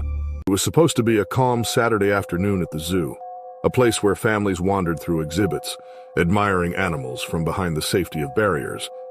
However, for Robert and Sarah Dawson, the tension that had been simmering between them boiled over in the worst possible way. They had been bickering throughout the day, exchanging terse words over trivial matters, but as they neared the polar bear exhibit, their argument reached a new, dangerous height. Robert's face twisted with frustration. His eyes burned with a rage that had been festering for weeks, months perhaps. Sarah, on the other hand, appeared exhausted, worn down from the constant conflict. She turned to walk away, but in an instant the unexpected happened. In a moment of sheer madness or cruelty, no one could say which, Robert's hand shot out. His fingers clenched around her shoulder, and with shocking force he shoved her forward. Sarah, unprepared and unable to react, lost her balance. A horrified gasp escaped her as her body pitched over the barrier that separated visitors from the polar bear habitat. For a fraction of a second, time seemed to freeze. Then, she plummeted downward, her arms flailing in vain as she tumbled into the moat below. A sickening thud echoed as she hit the water, sending a spray of droplets into the air. Above her, a chorus of screams erupted from the crowd. Faces that had moments ago been indifferent now contorted in shock and disbelief. Parents clutched their children tightly as they turned away, trying to shield them from the horrific scene unfolding before them. Others stood rooted in place, their eyes wide with terror as they pointed toward the polar bear enclosure. The resident polar bear, a massive male, was resting near the water's edge within the enclosure. He lounged in the midday sun, his powerful body stretched out lazily. But the sudden commotion disturbed the tranquility. Its ears perked up, his black eyes narrowing as he lifted his head to assess the source of the noise. At first, the bear was merely curious. His massive paws, nearly the size of dinner plates, thudded softly against the ground as he lumbered closer to the water's edge. His thick, snow-white fur rippled as he moved, and his breath came out in slow, heavy puffs. The bear's focus zeroed in on Sarah, who lay motionless in the shallow water of the moat. She had landed awkwardly, her legs and back partially submerged. The initial shock had paralyzed her with fear, her mind reeling from the sudden fall. Sarah's heart hammered in her chest. The cold water seeped into her clothes, but the chill barely registered amid her overwhelming panic. She could hear the crowd's shouts, distant and muffled, as though they were coming from another world. Above her, the hulking form of bear loomed closer, his nostrils flaring as he sniffed the air, curious about the intruder in his domain. The polar bear stopped at the edge of the moat, peering down at Sarah with an intensity that made her blood run cold. His enormous head dipped lower as he stretched his neck out, his eyes locked on her. Sarah, in a primal survival instinct, remained perfectly still. She knew, deep down, that any sudden movement could trigger the bear's predatory instincts. Her breaths became shallow, each one a desperate attempt to calm the rising tide of terror threatening to engulf her. Meanwhile, chaos had erupted above. Zoo staff, alerted by the frantic cries of the onlookers, rushed to initiate emergency protocols. Two keepers sprinted toward the enclosure, radios crackling with commands as they coordinated a rescue plan. One of them, a seasoned handler who had worked with polar bears for years, quickly retrieved a bucket of fish from a nearby station. They hoped to distract the bear long enough to give the rescue team a chance to extract Sarah. But time was running out, and the bear's curiosity deepened. He lowered himself closer to the water, his nose hovering just inches from Sarah's body. His warm breath, tinged with the scent of fish and meat, washed over her as he sniffed at her. The air between them was thick with tension, every second stretching into eternity. Sarah's muscles ached from the effort of remaining still, her mind screaming for her to flee, but she fought the instinct, knowing it would be a death sentence. The bear's enormous paw swiped at the water, sending ripples across the surface. His claws, sharp and deadly, gleamed in the sunlight as he dipped them into the moat. For a moment it seemed as though he might step into the water, his immense weight shifting forward. Sarah's breath hitched as she squeezed her eyes shut, bracing for what she thought would be the end. Suddenly, from the far side of the enclosure, the keepers made their move. One of them tossed a handful of fish toward him, the pungent scent immediately catching the bear's attention. His head snapped in the direction of the food and his nostrils flared again. For a moment he hesitated, torn between investigating the human before him or indulging in the easy meal being offered. The fish won. With a low grunt, the bear turned away from Sarah, his massive body pivoting as he lumbered toward the pile of fish. His focus shifted, his hunger overriding his curiosity about the strange woman in the water. The keepers seized the opportunity, continuing to throw food to distract him as the rescue team descended into the moat. Two staff members, equipped with harnesses and ropes, reached Sarah. They moved quickly but carefully, knowing that any noise or sudden movement could draw the bear's attention back to them. One of them crouched beside her, gently grabbing her arm and signaling for her to stay calm. Sarah, though trembling, managed to nod slightly. She allowed herself to be lifted, her limbs heavy from shock and exhaustion. As the team worked to pull Sarah out of the moat, the keepers maintained their distraction with the bear, who remained focused on the food. Slowly but surely, they hoisted Sarah to safety, her drenched body collapsing onto the ground once she was clear of the enclosure. Her chest heaved with sobs as the reality of what had just happened began to sink in. Above, Robert Dawson was being subdued by security. His face, once contorted with anger, now bore an expression of shock and disbelief. His hands were cuffed behind his back, and officers led him away from the scene as onlookers jeered and shouted at him. The crowd's fury was palpable, their shock quickly transforming into disgust at the horrific act they had just witnessed. In the aftermath, media outlets swarmed the zoo, the incident making headlines across the nation. Robert was charged with attempted murder, his actions sparking a heated debate about domestic violence and public safety. Sarah, though physically unharmed, would carry the scars of that day for the rest of her life, both from the betrayal of the man she had once trusted and the haunting memory of the bear's cold, calculating gaze. Sarah Chen was no stranger to the rugged trails of the Alaska wilderness. An experienced trail runner, she had spent countless hours exploring the pristine wilderness, reveling in the solitude that only the untamed beauty of nature could offer. Today was no different. The morning light was breaking through the thick canopy of trees as she ran along the dirt path, her breathing steady and her mind focused. As she rounded a bend in the trail, the air suddenly felt different. A heaviness settled around her, and the usual rustling of small creatures and birds seemed to pause. The hairs on the back of her neck prickled as a deep instinctual fear took root. She slowed her pace, her senses now on high alert, and then she saw it. Just ahead, in the tall grass by the trail, was a grizzly bear with two cubs. The massive mother was grazing while her cubs played nearby, their tiny frames a stark contrast to the bulk of their protective parent. Sarah froze. Her heart pounded in her chest, each beat reverberating in her ears as adrenaline surged through her body. She knew the gravity of the situation. She had inadvertently placed herself between the mother and her cubs. Her mind raced through the bear safety protocols she had memorized. She slowly began to back away, careful not to make any sudden movements that could provoke the bear. But the mother bear had already spotted her. The bear's head snapped up, nostrils flaring as it caught Sarah's scent. The cubs were still oblivious to the presence of the intruder, but the mother's demeanor changed instantly. The calm graze turned into a focused, defensive posture. In one terrifying instant, the bear charged. There was no time to think, only to react. Sarah's instincts screamed for her to run, but she knew better. Running from a grizzly was futile. It could easily outrun her. Instead, she dropped to the ground and curled into a tight ball, her hands clasped behind her neck, knees tucked to her chest, and head down.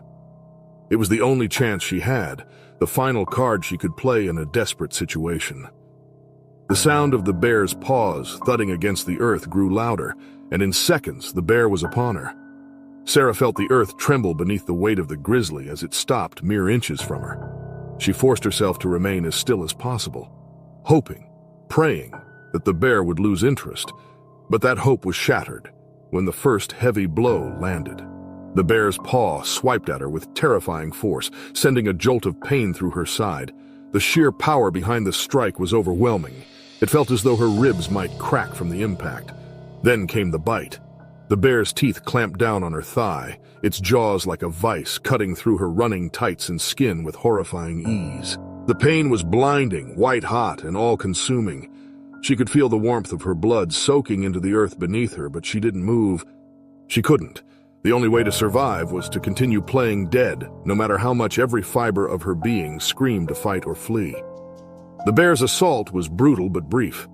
After a few more moments of mauling, the mother grizzly seemed to decide that Sarah was no longer a threat. The bear released its grip on her and, with a huff, backed away. Sarah heard the bear's heavy breathing and felt the vibrations of its massive body as it lingered for a moment longer. Then, mercifully, the bear moved off, her cubs following obediently behind her. For what felt like an eternity, Sarah didn't move.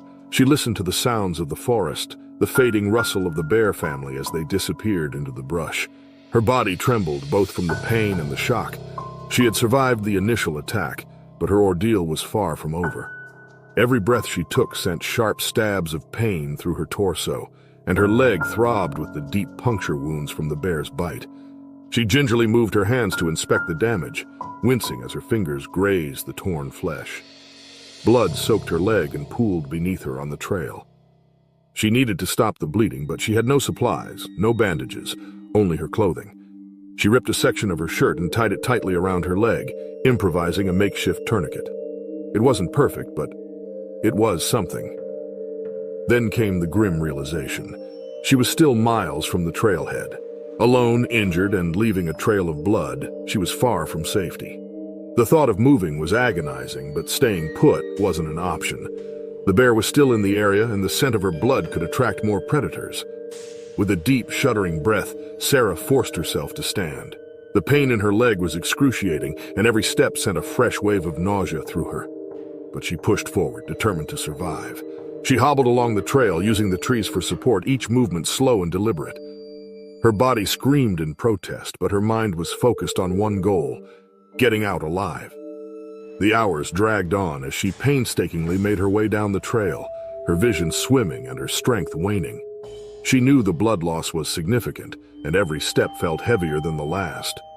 The forest, once a place of solace and beauty, now felt like a hostile maze, each rustle of leaves a reminder that danger was never far away. Yet despite the overwhelming odds, Sarah pressed on. Her body was broken, her spirit battered, but she refused to give in. The bear had moved on, but she was still fighting for her life.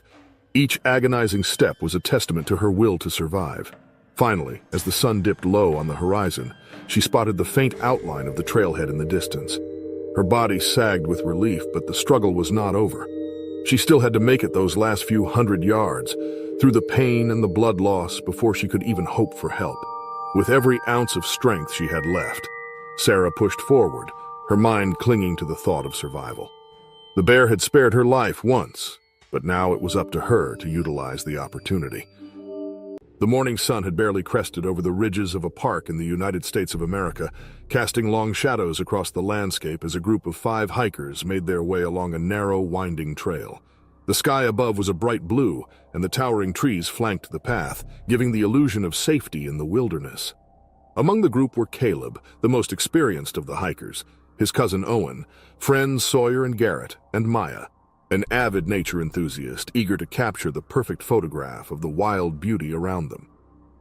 The trail they had chosen was less popular, weaving through steep ridges with abrupt drop-offs that tumbled into rocky ravines below. The sense of adventure heightened as they ascended higher, the path narrowing with each step. Overhead, birds occasionally called, and in the distance, the faint rush of a river echoed through the still air. As they rounded a sharp bend in the trail, a sudden rustling sound echoed from the dense brush ahead. Caleb signaled the group to halt, his senses alert. In the silence that followed, the source of the sound became painfully clear. A grizzly bear cub, no older than a few months, emerged from the bushes on the trail ahead of them. The cub, curious and unaware of the group, paused to sniff the air, its small frame adorably clumsy, but a stark reminder that where there was a cub, a mother was indeed not far behind. The hikers froze, their eyes wide with apprehension. Caleb, his heart now pounding, gestured for the group to slowly back away. But before they could make any headway, a heavy grunt came from behind them, echoing up the trail. There, from the direction they had just come, a massive female grizzly bear emerged, her fur bristling and her dark eyes locking onto the hikers with deadly intent. She was much closer than the cub, and far more dangerous. The hikers now found themselves in an impossible situation. The mother grizzly stood behind them, her hulking figure blocking the only path down, while the cub was directly in front, its confused mewling drawing the mother closer. They were trapped, with cliffs dropping off on either side of the narrow trail and nowhere to flee without risking a fatal fall. The grizzly mother let out a deep, guttural growl, a clear sign of her growing agitation. She was torn between protecting her cub and eliminating what she saw as a threat. Her massive body shifted on the path, her claws scraping against the loose rock and dirt as she began to inch forward. The cub, hearing its mother, started to meander toward her, but the group stood in its way. Caleb motioned to retreat slowly, stepping backward inch by inch, but as the group complied, disaster struck. Garrett, who had been standing closest to the edge of the trail, placed his weight on a patch of loose rock. The ground beneath him gave way without warning, sending him tumbling toward the cliff edge. His arms flailed as he tried to catch himself, but the sudden movement startled the already tense grizzly. The mother bear charged. Her massive frame barreled forward with terrifying speed, closing the gap in mere seconds. Caleb's heart raced as he watched Garrett scramble to regain his footing. The sudden surge of movement from the bear sent loose rocks cascading down the cliffside, the sound of them crashing below adding to the chaos. The hikers were in a state of panic now, their retreat faltering. The mother grizzly's powerful strides brought her terrifyingly close, her teeth bared and eyes wild with fury. Maya stumbled backward, her camera clattering to the ground, forgotten in the sheer terror of the moment. Garrett managed to stop his fall just as the bear reached the group. Her massive paw swiped through the air, narrowly missing him but striking Owen, who had been closest to Garrett, in an attempt to help him. Owen crumpled to the ground, gasping as the bear's claws raked across his torso, leaving deep gashes that immediately began to bleed. Sawyer, in his desperation to avoid the bear's attack, made a break for the cliffside, misjudging the distance. His foot slipped on the crumbling rocks, and he went down hard, his body skidding dangerously close to the edge. The sharp stones beneath him tore through his clothes and skin, but the proximity to the sheer drop kept him frozen in place, unable to move without risking falling to his death. Caleb, paralyzed by the sight of his friend's injuries, struggled to think. The bear, now fully committed to defending her cub, reared up on her hind legs, standing over 7 feet tall. She let out a roar that echoed through the canyon, her massive bulk casting a long shadow over the crumpled hikers below her. As the bear came down on all fours again, her eyes flicked toward Garrett, who was still scrambling to find solid ground. The movement caught her attention, and she charged again, her claws digging deep into the earth. Garrett, realizing too late that he was her next target, barely managed to roll to the side as the grizzly lunged, but his movements caused the cliff edge to give way beneath him. His body plunged downward, arms grasping at air as he fell, disappearing from view as the group helplessly watched. Owen, gasping for breath through the pain, tried to crawl away, leaving a trail of blood in his wake. Caleb, now fully realizing the hopelessness of the situation, frantically searched for a way to get the group out of this nightmare. The cub had wandered off the trail, and the mother bear, still enraged, was pacing back and forth, growling menacingly, her eyes darting between the remaining hikers. Maya, shaking with fear, pulled herself up from the dirt, only to see that Sawyer had slid even closer to the cliff's edge. His fingers clawed at the loose ground, desperately trying to find purchase. Caleb moved toward him, hoping to pull him back to safety, but the bear caught sight of the movement. With a terrifying roar, she lunged again. Caleb's heart raced as the grizzly charged straight at him. He could feel the ground trembling beneath her weight as she closed the distance. Just as she was about to reach him, Maya threw herself in the opposite direction, hoping to distract the bear. The grizzly hesitated for a split second, her attention shifting between Caleb and Maya before she finally turned toward her cub, now out of sight down the trail. The bear, sensing that her cub had wandered away, gave one final growl before retreating down the trail, her massive body vanishing into the underbrush. The hikers, bruised, bleeding, and terrified, could only stare at each other in disbelief, the weight of what had just happened sinking in. Caleb looked down the cliff where Garrett had fallen, the silence below unbearable. The group, though alive, was shattered. Their bond tested in the most harrowing of circumstances. The wilderness had brutally reminded them that in Yellowstone, nature held the ultimate power. On July 16, 2022, the Williams family was on a camping trip in Banff National Park, Canada's oldest national park. Mark and Lisa Williams decided that their kids, Jake and Emma, needed some time away from the city, and Banff National Park seemed like the perfect place for them to spend some quality time together and reconnect with nature. Although reticent at first, the kids quickly came around and started enjoying their vacation. Jake, who was 10, and Emma, who was 12, liked exploring the park's dense coniferous forests alongside their parents. The family spent that Saturday hiking along scenic trails and marveling at the park's breathtaking vistas before returning to their camping site. They all shared a family-sized tent. As the sun began to set, they gathered around the campfire to roast marshmallows and share stories.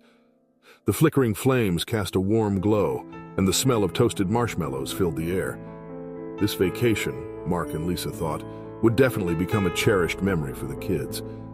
Emma and Jake were pretty tired after a day of hiking, so they enjoyed their treat silently. But the tranquility of the evening was about to come to an abrupt end. Mark heard a rustling noise in the bushes nearby. He glanced up, alert but not overly concerned. He didn't want to scare Lisa and the kids. After all, they'd seen plenty of deer and squirrels earlier in the day. Yes, a deer. That was probably the source of the noise, but Mark Williams was wrong. In a flash, a black bear emerged from the shadows, ambling into their campsite. The animal was large for a black bear. Its fur was matted. The animal sniffed the air, no doubt smelling their food. Its eyes locked onto their leftovers. Mark asked his family to stay calm and not move. His voice was barely a whisper. He slowly rose to his feet, keeping his eyes on the bear. Lisa pulled Jake and Emma closer, her heart pounding in her chest. The bear moved closer, somewhat cautiously. It didn't look aggressive, but wild animals are always unpredictable. Mark Williams had to protect his family. Lucky for them, Mark remembered the park ranger's safety briefing. Make noise, appear large, and never run.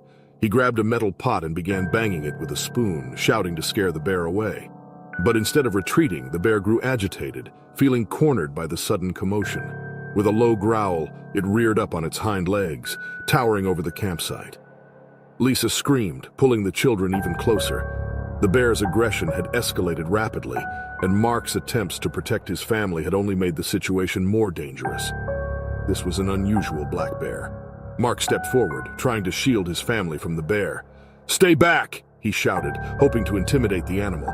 But the bear, now feeling threatened, lunged at him. Mark fell to the ground and instinctively threw his arm in front of his face to protect his head. The bear opened its massive jaws and clamped down hard on Mark's arm. A searing pain shot through Mark's arm. Lisa's scream pierced the air, and the children cried out in terror. The bear briefly released Mark, then attacked him again, this time targeting the man's right shoulder. Lisa and the kids watched as Mark was being mauled. But then, something happened. They heard hurried footsteps and men shouting. A park ranger let them know help was on the way, his flashlight beam slicing through the darkness. Another ranger raised a tranquilizer gun, taking careful aim. The bear, now faced with multiple threats, turned its attention away from Mark. With a sharp pop, The tranquilizer dart found its mark, embedding in the bear's shoulder.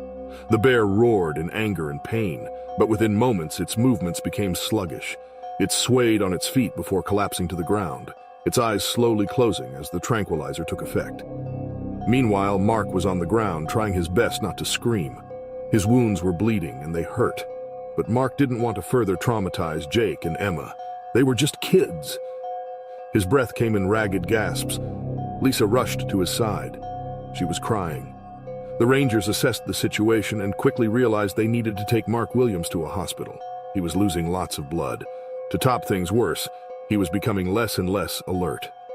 Within minutes, an ambulance arrived, and paramedics began treating Mark's wounds. They worked swiftly, stabilizing him before loading him onto a stretcher. Lisa and the children followed, their faces pale and drawn with worry. As the ambulance sped towards the nearest hospital, the Rangers secured the campsite and monitored the tranquilized bear. But the bear's sudden aggressive behavior has deemed a threat to tourists. The bear was shot and killed. Mark Williams had to undergo multiple surgeries to treat his wounds, but he survived. When he woke up, he asked about the bear. He was saddened to hear the bear had to be put down, but he was also relieved the animal wouldn't be a danger anymore. The Williams family's harrowing experience served as a powerful reminder of the delicate balance between humans and wildlife. For Mark, Lisa, Jake, and Emma, their camping trip had taken a terrifying turn, but it had also brought them closer together. Alaska's vast and uncharted wilderness, the sun dipped below the jagged horizon, casting long shadows over the dense forest. The area was known for its rugged beauty and untamed nature, a realm where human encroachment was always met with an unyielding challenge. This was the setting for a high-stakes adventure for Simon Langford, a wealthy businessman, and his son Owen. Both had come with a singular goal: to experience the raw thrill of big-game hunting. The Langfords were not alone. They were accompanied by a seasoned group of hunters who had spent years navigating the treacherous terrain and understanding the intricate patterns of the Alaskan wilderness. The group had set up camp in a clearing surrounded by towering pines and thick underbrush, their tents and equipment carefully arranged to avoid detection from the area's natural inhabitants. Each day they ventured deeper into the forest, tracking various signs of wildlife, but the hunt had yet to yield the prize they sought. On the third day, as the sky above turned an intense blue, the hunters picked up the unmistakable signs of a large grizzly bear. Its massive tracks and freshly broken foliage suggested an impressive creature that would be a significant challenge and a worthy trophy. Simon, Owen, and the hunters spent hours following the bear's trail, navigating through the tangled undergrowth and steep inclines. The pursuit was grueling, but the thrill of the chase kept their spirits high. As the day wore on, the bear's trail grew fainter. By late afternoon, it became clear that they had lost their quarry. Disheartened but determined, the group returned to camp as twilight approached. They regrouped, sharing their observations and theories about the bear's possible whereabouts. The forest around them was beginning to darken, the shadows lengthening and the air growing colder. The team prepared for the evening, unaware of the danger that lurked just beyond their camp. As night fell, the forest seemed to come alive with sounds. The crackling of the campfire, the distant hoot of an owl, and the occasional rustling of leaves created an eerie symphony. The Langfords and their team settled into their tents, each wrapped in the safety of their sleeping bags, the warmth of their campfire a comforting presence against the encroaching cold. In the deepening darkness, a large shadow moved silently among the trees. The grizzly bear, driven by a combination of hunger and the instinct to defend its territory, had returned to the area where it had been pursued. It moved cautiously but with purpose, drawn to the scent of the humans and the disturbance they had created. The bear's massive form was barely visible in the gloom. Its senses were heightened, and its intent was clear. The bear's presence abruptly shattered the night. Without warning, it crashed into the camp, its immense bulk smashing through tents and scattering equipment. The sudden chaos was overwhelming. The campfire's glow flickered erratically, casting distorted shadows as the bear roared its fury, its growls reverberating through the night. The campers scrambled in confusion, their initial panic quickly giving way to the stark reality of their situation. Owen, disoriented and separated from the group, stumbled through the darkness, his heart pounding in his chest. The bear's attack had created a chaotic scene with tents torn to shreds and gear strewn across the ground. In the confusion, Owen's attempts to find safety only led him further into the wilderness. Once an adventure, the forest now felt like a labyrinth of danger and uncertainty. The remaining hunters, realizing the severity of the situation, mounted a desperate search. Their flashlights cut through the darkness, but the thick forest and the bear's possible return made their task difficult. Their shouts and calls for Owen were swallowed by the night, leaving them with the chilling realization that the same bear might pursue them. As the hours passed, the search became more frantic. The hunters retraced their steps, hoping to find any sign of Owen amidst the devastation. Having satiated its initial rage, the bear seemed to have retreated but was still a looming threat. Every rustle of the leaves and every twig snap was met with heightened alertness. The group's efforts were increasingly desperate, their fear growing as they considered the possibility that they were now the hunted. By the early hours of the morning, exhaustion set in. The hunters were physically drained and mentally anguished, their search proving fruitless. Once teeming with the promise of adventure, the forest now seemed an impenetrable fortress of despair. Their situation had transformed from a thrilling hunt to a desperate struggle for survival. As dawn broke, the hunters were forced to face the grim reality. Owen had not been found, and the bear's presence was a constant reminder of the danger they faced. The once exhilarating experience of hunting had turned into a sobering lesson about the limits of human intrusion into the wild.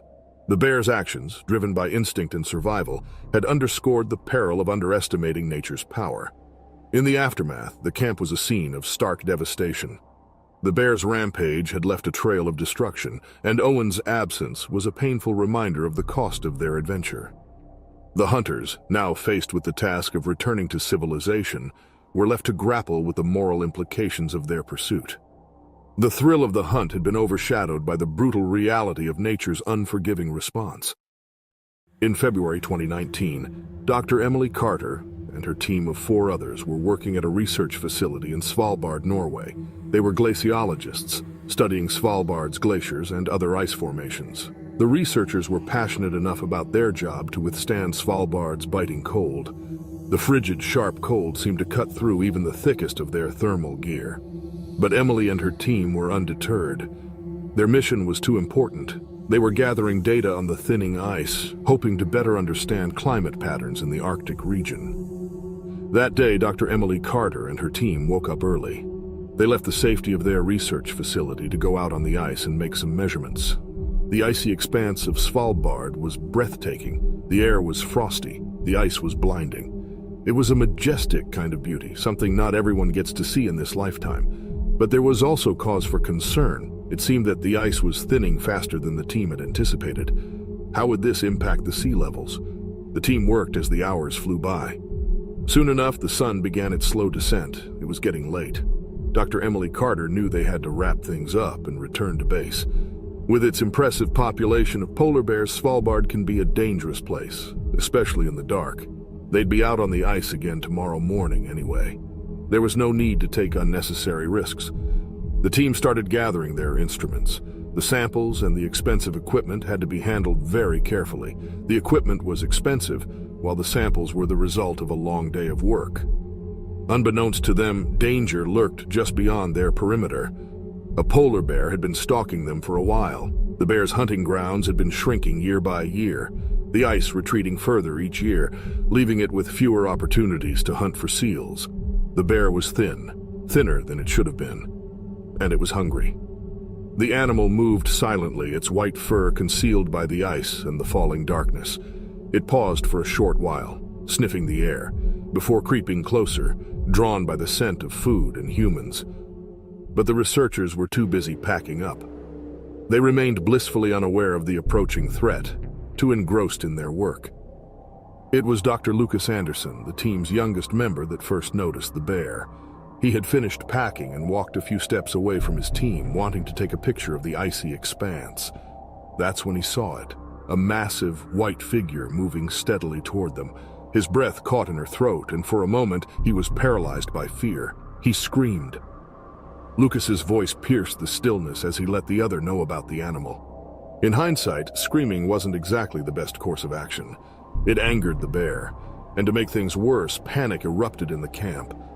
Researchers scrambled, grabbing whatever they could find to defend themselves. Emily, heart pounding, reached for the flare gun they had been issued as a safety precaution. Her hands were shaking badly. The bear, now fully aware of its discovery, broke into a lumbering run.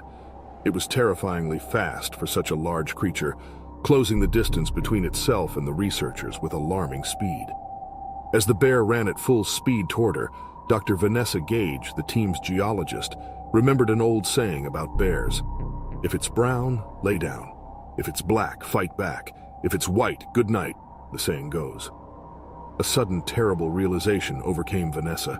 She knew there was no way she could survive a polar bear attack. Still, instinct overrode fear. She turned to run, but the bear was upon her in seconds. With a powerful swipe of its paw, the bear knocked Vanessa to the ground. She cried out in pain as the claws tore through her thick jacket, leaving deep gashes in her back. The camp was filled with screams and shouts as the researchers tried to come to Vanessa's aid. Dr. Emily Carter knew she had to act. She had to save her colleague, or at least try to do so. Emily fired the flare gun at the bear. More startled by the sudden burst of light and noise than injured, the bear stopped its attack. In the meantime, two other researchers, Lucas and Sarah, seized the opportunity and grabbed metal poles from their equipment, waving them and shouting in an attempt to drive the bear away. The bear growled deeply, but it was already in a weakened state. The team almost couldn't believe their eyes when the animal backed away, snarling before turning and lumbering off into the darkness. As the bear disappeared, the team rushed to Vanessa's side. She was badly injured, blood staining the snow around her. Emily quickly assessed Vanessa's wounds, using their limited medical supplies to stem the bleeding and stabilize her as best she could. They needed to get Vanessa to a hospital as soon as possible. They improvised a makeshift gurney and carried her to their research facility. Luckily, no other animal bothered them. There, they called for help. Help arrived soon after, and Dr. Vanessa Gage was transported to a hospital. Her injuries were severe, but the doctors were hopeful about her outcome. Back at the research facility, the team knew they had to revise safety protocols. They were aware that the ordeal could have been much worse. The incident underscored the immediate dangers posed by climate change, not just to the environment, but to those studying it. The team decided to double the safety measures, that everyone was equipped with flare guns, and that a watch was kept at all times. They had to continue working. Vanessa Gage made a full recovery. The incident didn't stop her from returning to the ice, but her scars told the stories of that one dreadful evening. In the remote wilderness of the Pacific Northwest, where ancient trees reach skyward and mist shrouds the earth in perpetual twilight, a group of 8 contestants faced a challenge that tested their survival skills to the limit. They had been dropped into this untamed land as part of a high-stakes wilderness survival reality TV show, tasked with building shelters, foraging for food, and enduring the elements for 30 days. The contestants, each a mix of amateur survivalists, thrill seekers, and reality TV enthusiasts, had been divided into 2 teams. As the days passed, the reality of their situation set in. Food was scarce and tempers flared as the supplies dwindled. Once a picturesque backdrop, the forest loomed as a relentless adversary. The camp was situated beside a flowing creek, a modest shelter of tarps and makeshift wooden frames barely protecting them from the unpredictable weather. The contestants had been diligently working to build their shelters and gather what they could from the land, but the increasingly harsh conditions undermined their efforts. Food supplies had become a significant source of discord, with rationing leading to frequent arguments and heightened stress. As the 20th day of the challenge dawned, a dense fog rolled through the forest, blanketing the area in an eerie stillness. The contestants lay in their shelters, exhausted and restless, the sounds of the forest occasionally interrupted by distant, haunting calls. They had long grown accustomed to the rhythmic crunch of the forest floor beneath their feet, the occasional twig snap, and the underbrush's distant rustling. Yet the familiar sounds took on a new, more menacing quality on this particular morning. The grizzly bear, a powerful creature weighing over 600 pounds, had been stalking the area for days. Drawn by the scent of the contestants' dwindling food supplies and their human presence, the bear approached their camp with cautious but determined steps. Its large, curved claws and muscular frame moved with surprising stealth for such a large animal. As it neared the camp, the bear's sense of smell was overwhelmed by the aroma of the contestants' food scraps. The first signs of the impending danger were subtle. A shift in the forest's ambience, a series of rustling noises growing louder, and the sudden sharp calls of alarm from the wildlife. Unbeknownst to the contestants, the bear was closing in on their camp. It approached with a sense of purpose, its massive head low to the ground, its nose twitching as it detected the scent of food. As the early morning light struggled to penetrate the thick forest canopy, the bear finally emerged from the underbrush. It moved with deliberate intent towards the food cache the contestants had left out, a collection of foraged berries, nuts, and a few scraps of meat. The bear's massive frame cast a shadow over the small, flimsy shelter where several contestants were still sleeping. Emily Valois, a determined and seasoned survivalist, was the first contestant to notice the bear. Her instincts kicked in as she awoke to the low growls and the sound of the bear's heavy breathing. Her eyes darted to the source of the commotion, and panic surged through her veins. She quickly assessed the situation, realizing that the bear was only a few feet away from the food cache and dangerously close to their shelter. Emily's mind raced as she scrambled to alert the others. Her actions were swift but chaotic. She tried to wake her teammates while simultaneously devising a plan to confront the bear. The bear focused solely on the food and seemed oblivious to the human presence until it was too late. The contestants' shouts and movements finally attracted their attention. With a sudden guttural roar, the grizzly bear charged at the source of the noise. The force of the attack was overwhelming. The bear's powerful limbs flail wildly, its claws slashing through the air with deadly precision. The contestants scrambled to escape the bear's path, their fear palpable as they attempted to regroup and assess their situation. The struggle to fend off the bear was frantic and disorganized. Realizing the urgency of the situation, Emily grabbed a large, heavy branch from the ground and used it as a makeshift weapon. Her movements were driven by adrenaline and sheer willpower as she swung the branch with all her might, hoping to deter the bear. The other contestants, disoriented and panicked, attempted to use whatever tools they had, knives, sticks, and even pieces of their shelter, to fight back. The bear's aggression was relentless. It targeted the nearest contestants, its mighty jaws snapping shut with a terrifying force. The sounds of struggle filled the forest. Screams of terror, the roar of the bear, and the chaotic shuffling of bodies. Emily's heroic efforts were notable as she managed to draw the bear's attention away from her fellow contestants, taking the brunt of the bear's fury upon herself. Despite Emily's valiant attempts to protect her teammates, the bear's strength proved overwhelming. The attack was brutal and unrelenting. Several contestants were injured, their screams blending with the bear's growls as they fought to escape its clutches. Emily's courageous actions, though admirable, could not prevent the inevitable tragedy. The grizzly bear, driven by its primal instincts and the scent of blood, continued its assault until the presence of a nearby camera crew, who had been alerted by the commotion, intervened. Having witnessed the entire ordeal, the crew finally managed to drive the bear away using noise and flashbang devices. The bear retreated into the forest, leaving behind a scene of chaos and devastation. The aftermath was a grim tableau. The forest floor was strewn with debris, and the air was thick with the acrid smell of fear and blood. The injured contestants were hurriedly transported to medical facilities, their injuries a stark reminder of the perils of their challenge. Emily Valois, though seriously injured, survived, her bravery having safeguarded the lives of several others. However, that day's physical and emotional scars would remain with her and her fellow contestants forever. As the medical teams worked to stabilize the injured, the remaining contestants were left to process the trauma and the profound loss. Once a symbol of their struggle and resilience, the camp now stood as a haunting reminder of the dangerous line they had walked. The reality TV show's producers faced intense scrutiny as the footage of the attack aired, sparking a wave of ethical debates about the risks associated with such extreme challenges for the sake of entertainment. The Bradley family reunion was in full swing in the vast expanse of Yellowstone National Park. Relatives from every corner of the United States had converged on the secluded campground to celebrate their annual gathering amid the park's untamed beauty.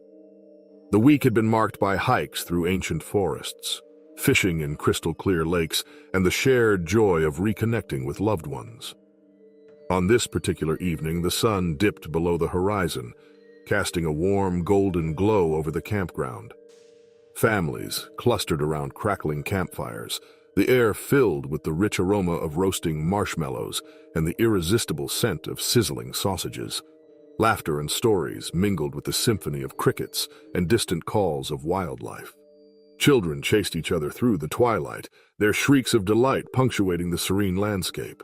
In the midst of this harmonious scene, the Bradley family had gathered around their central campfire.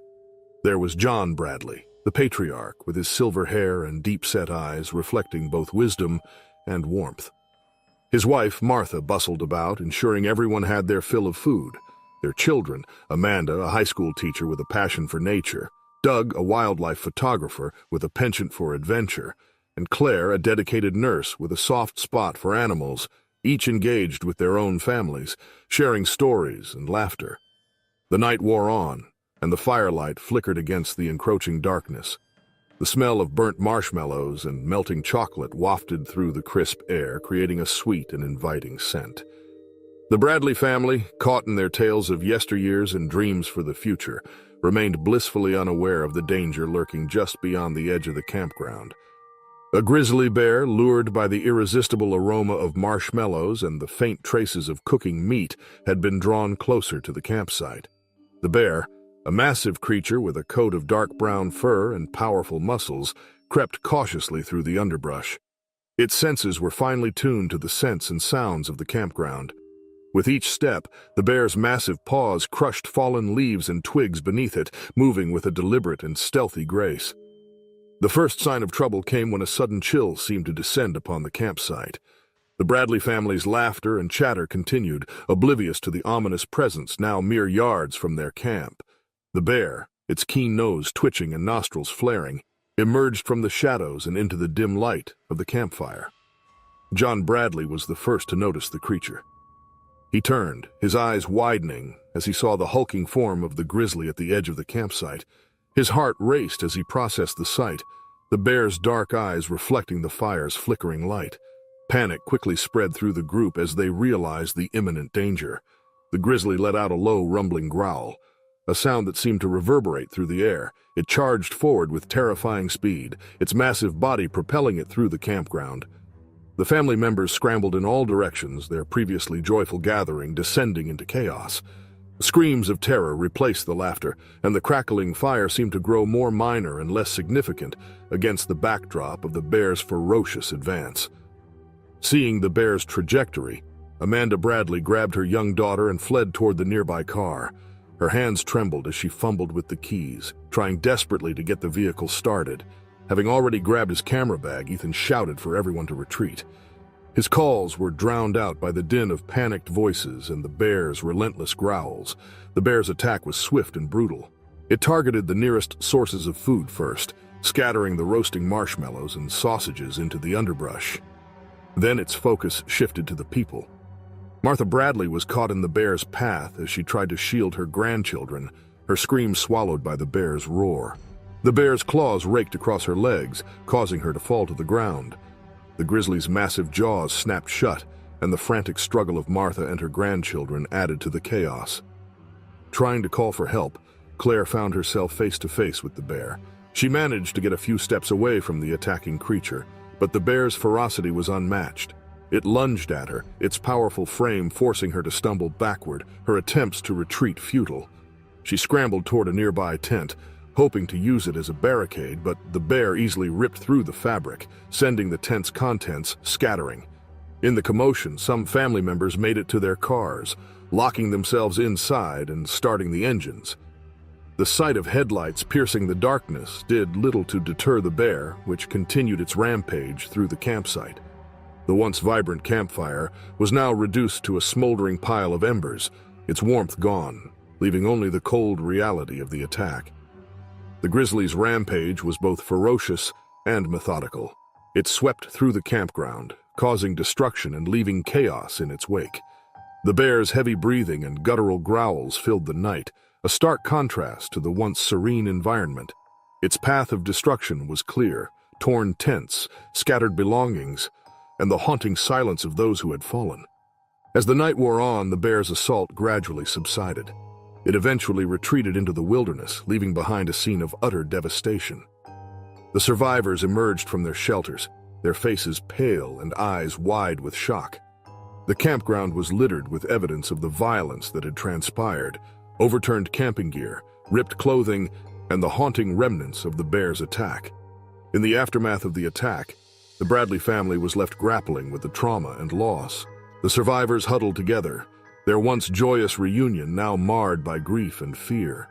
The sound of emergency sirens soon filled the air as rescue teams arrived to assist and investigate the horrific event. The park rangers began their work, assessing the damage and searching for the bear, which had vanished into the dense forest.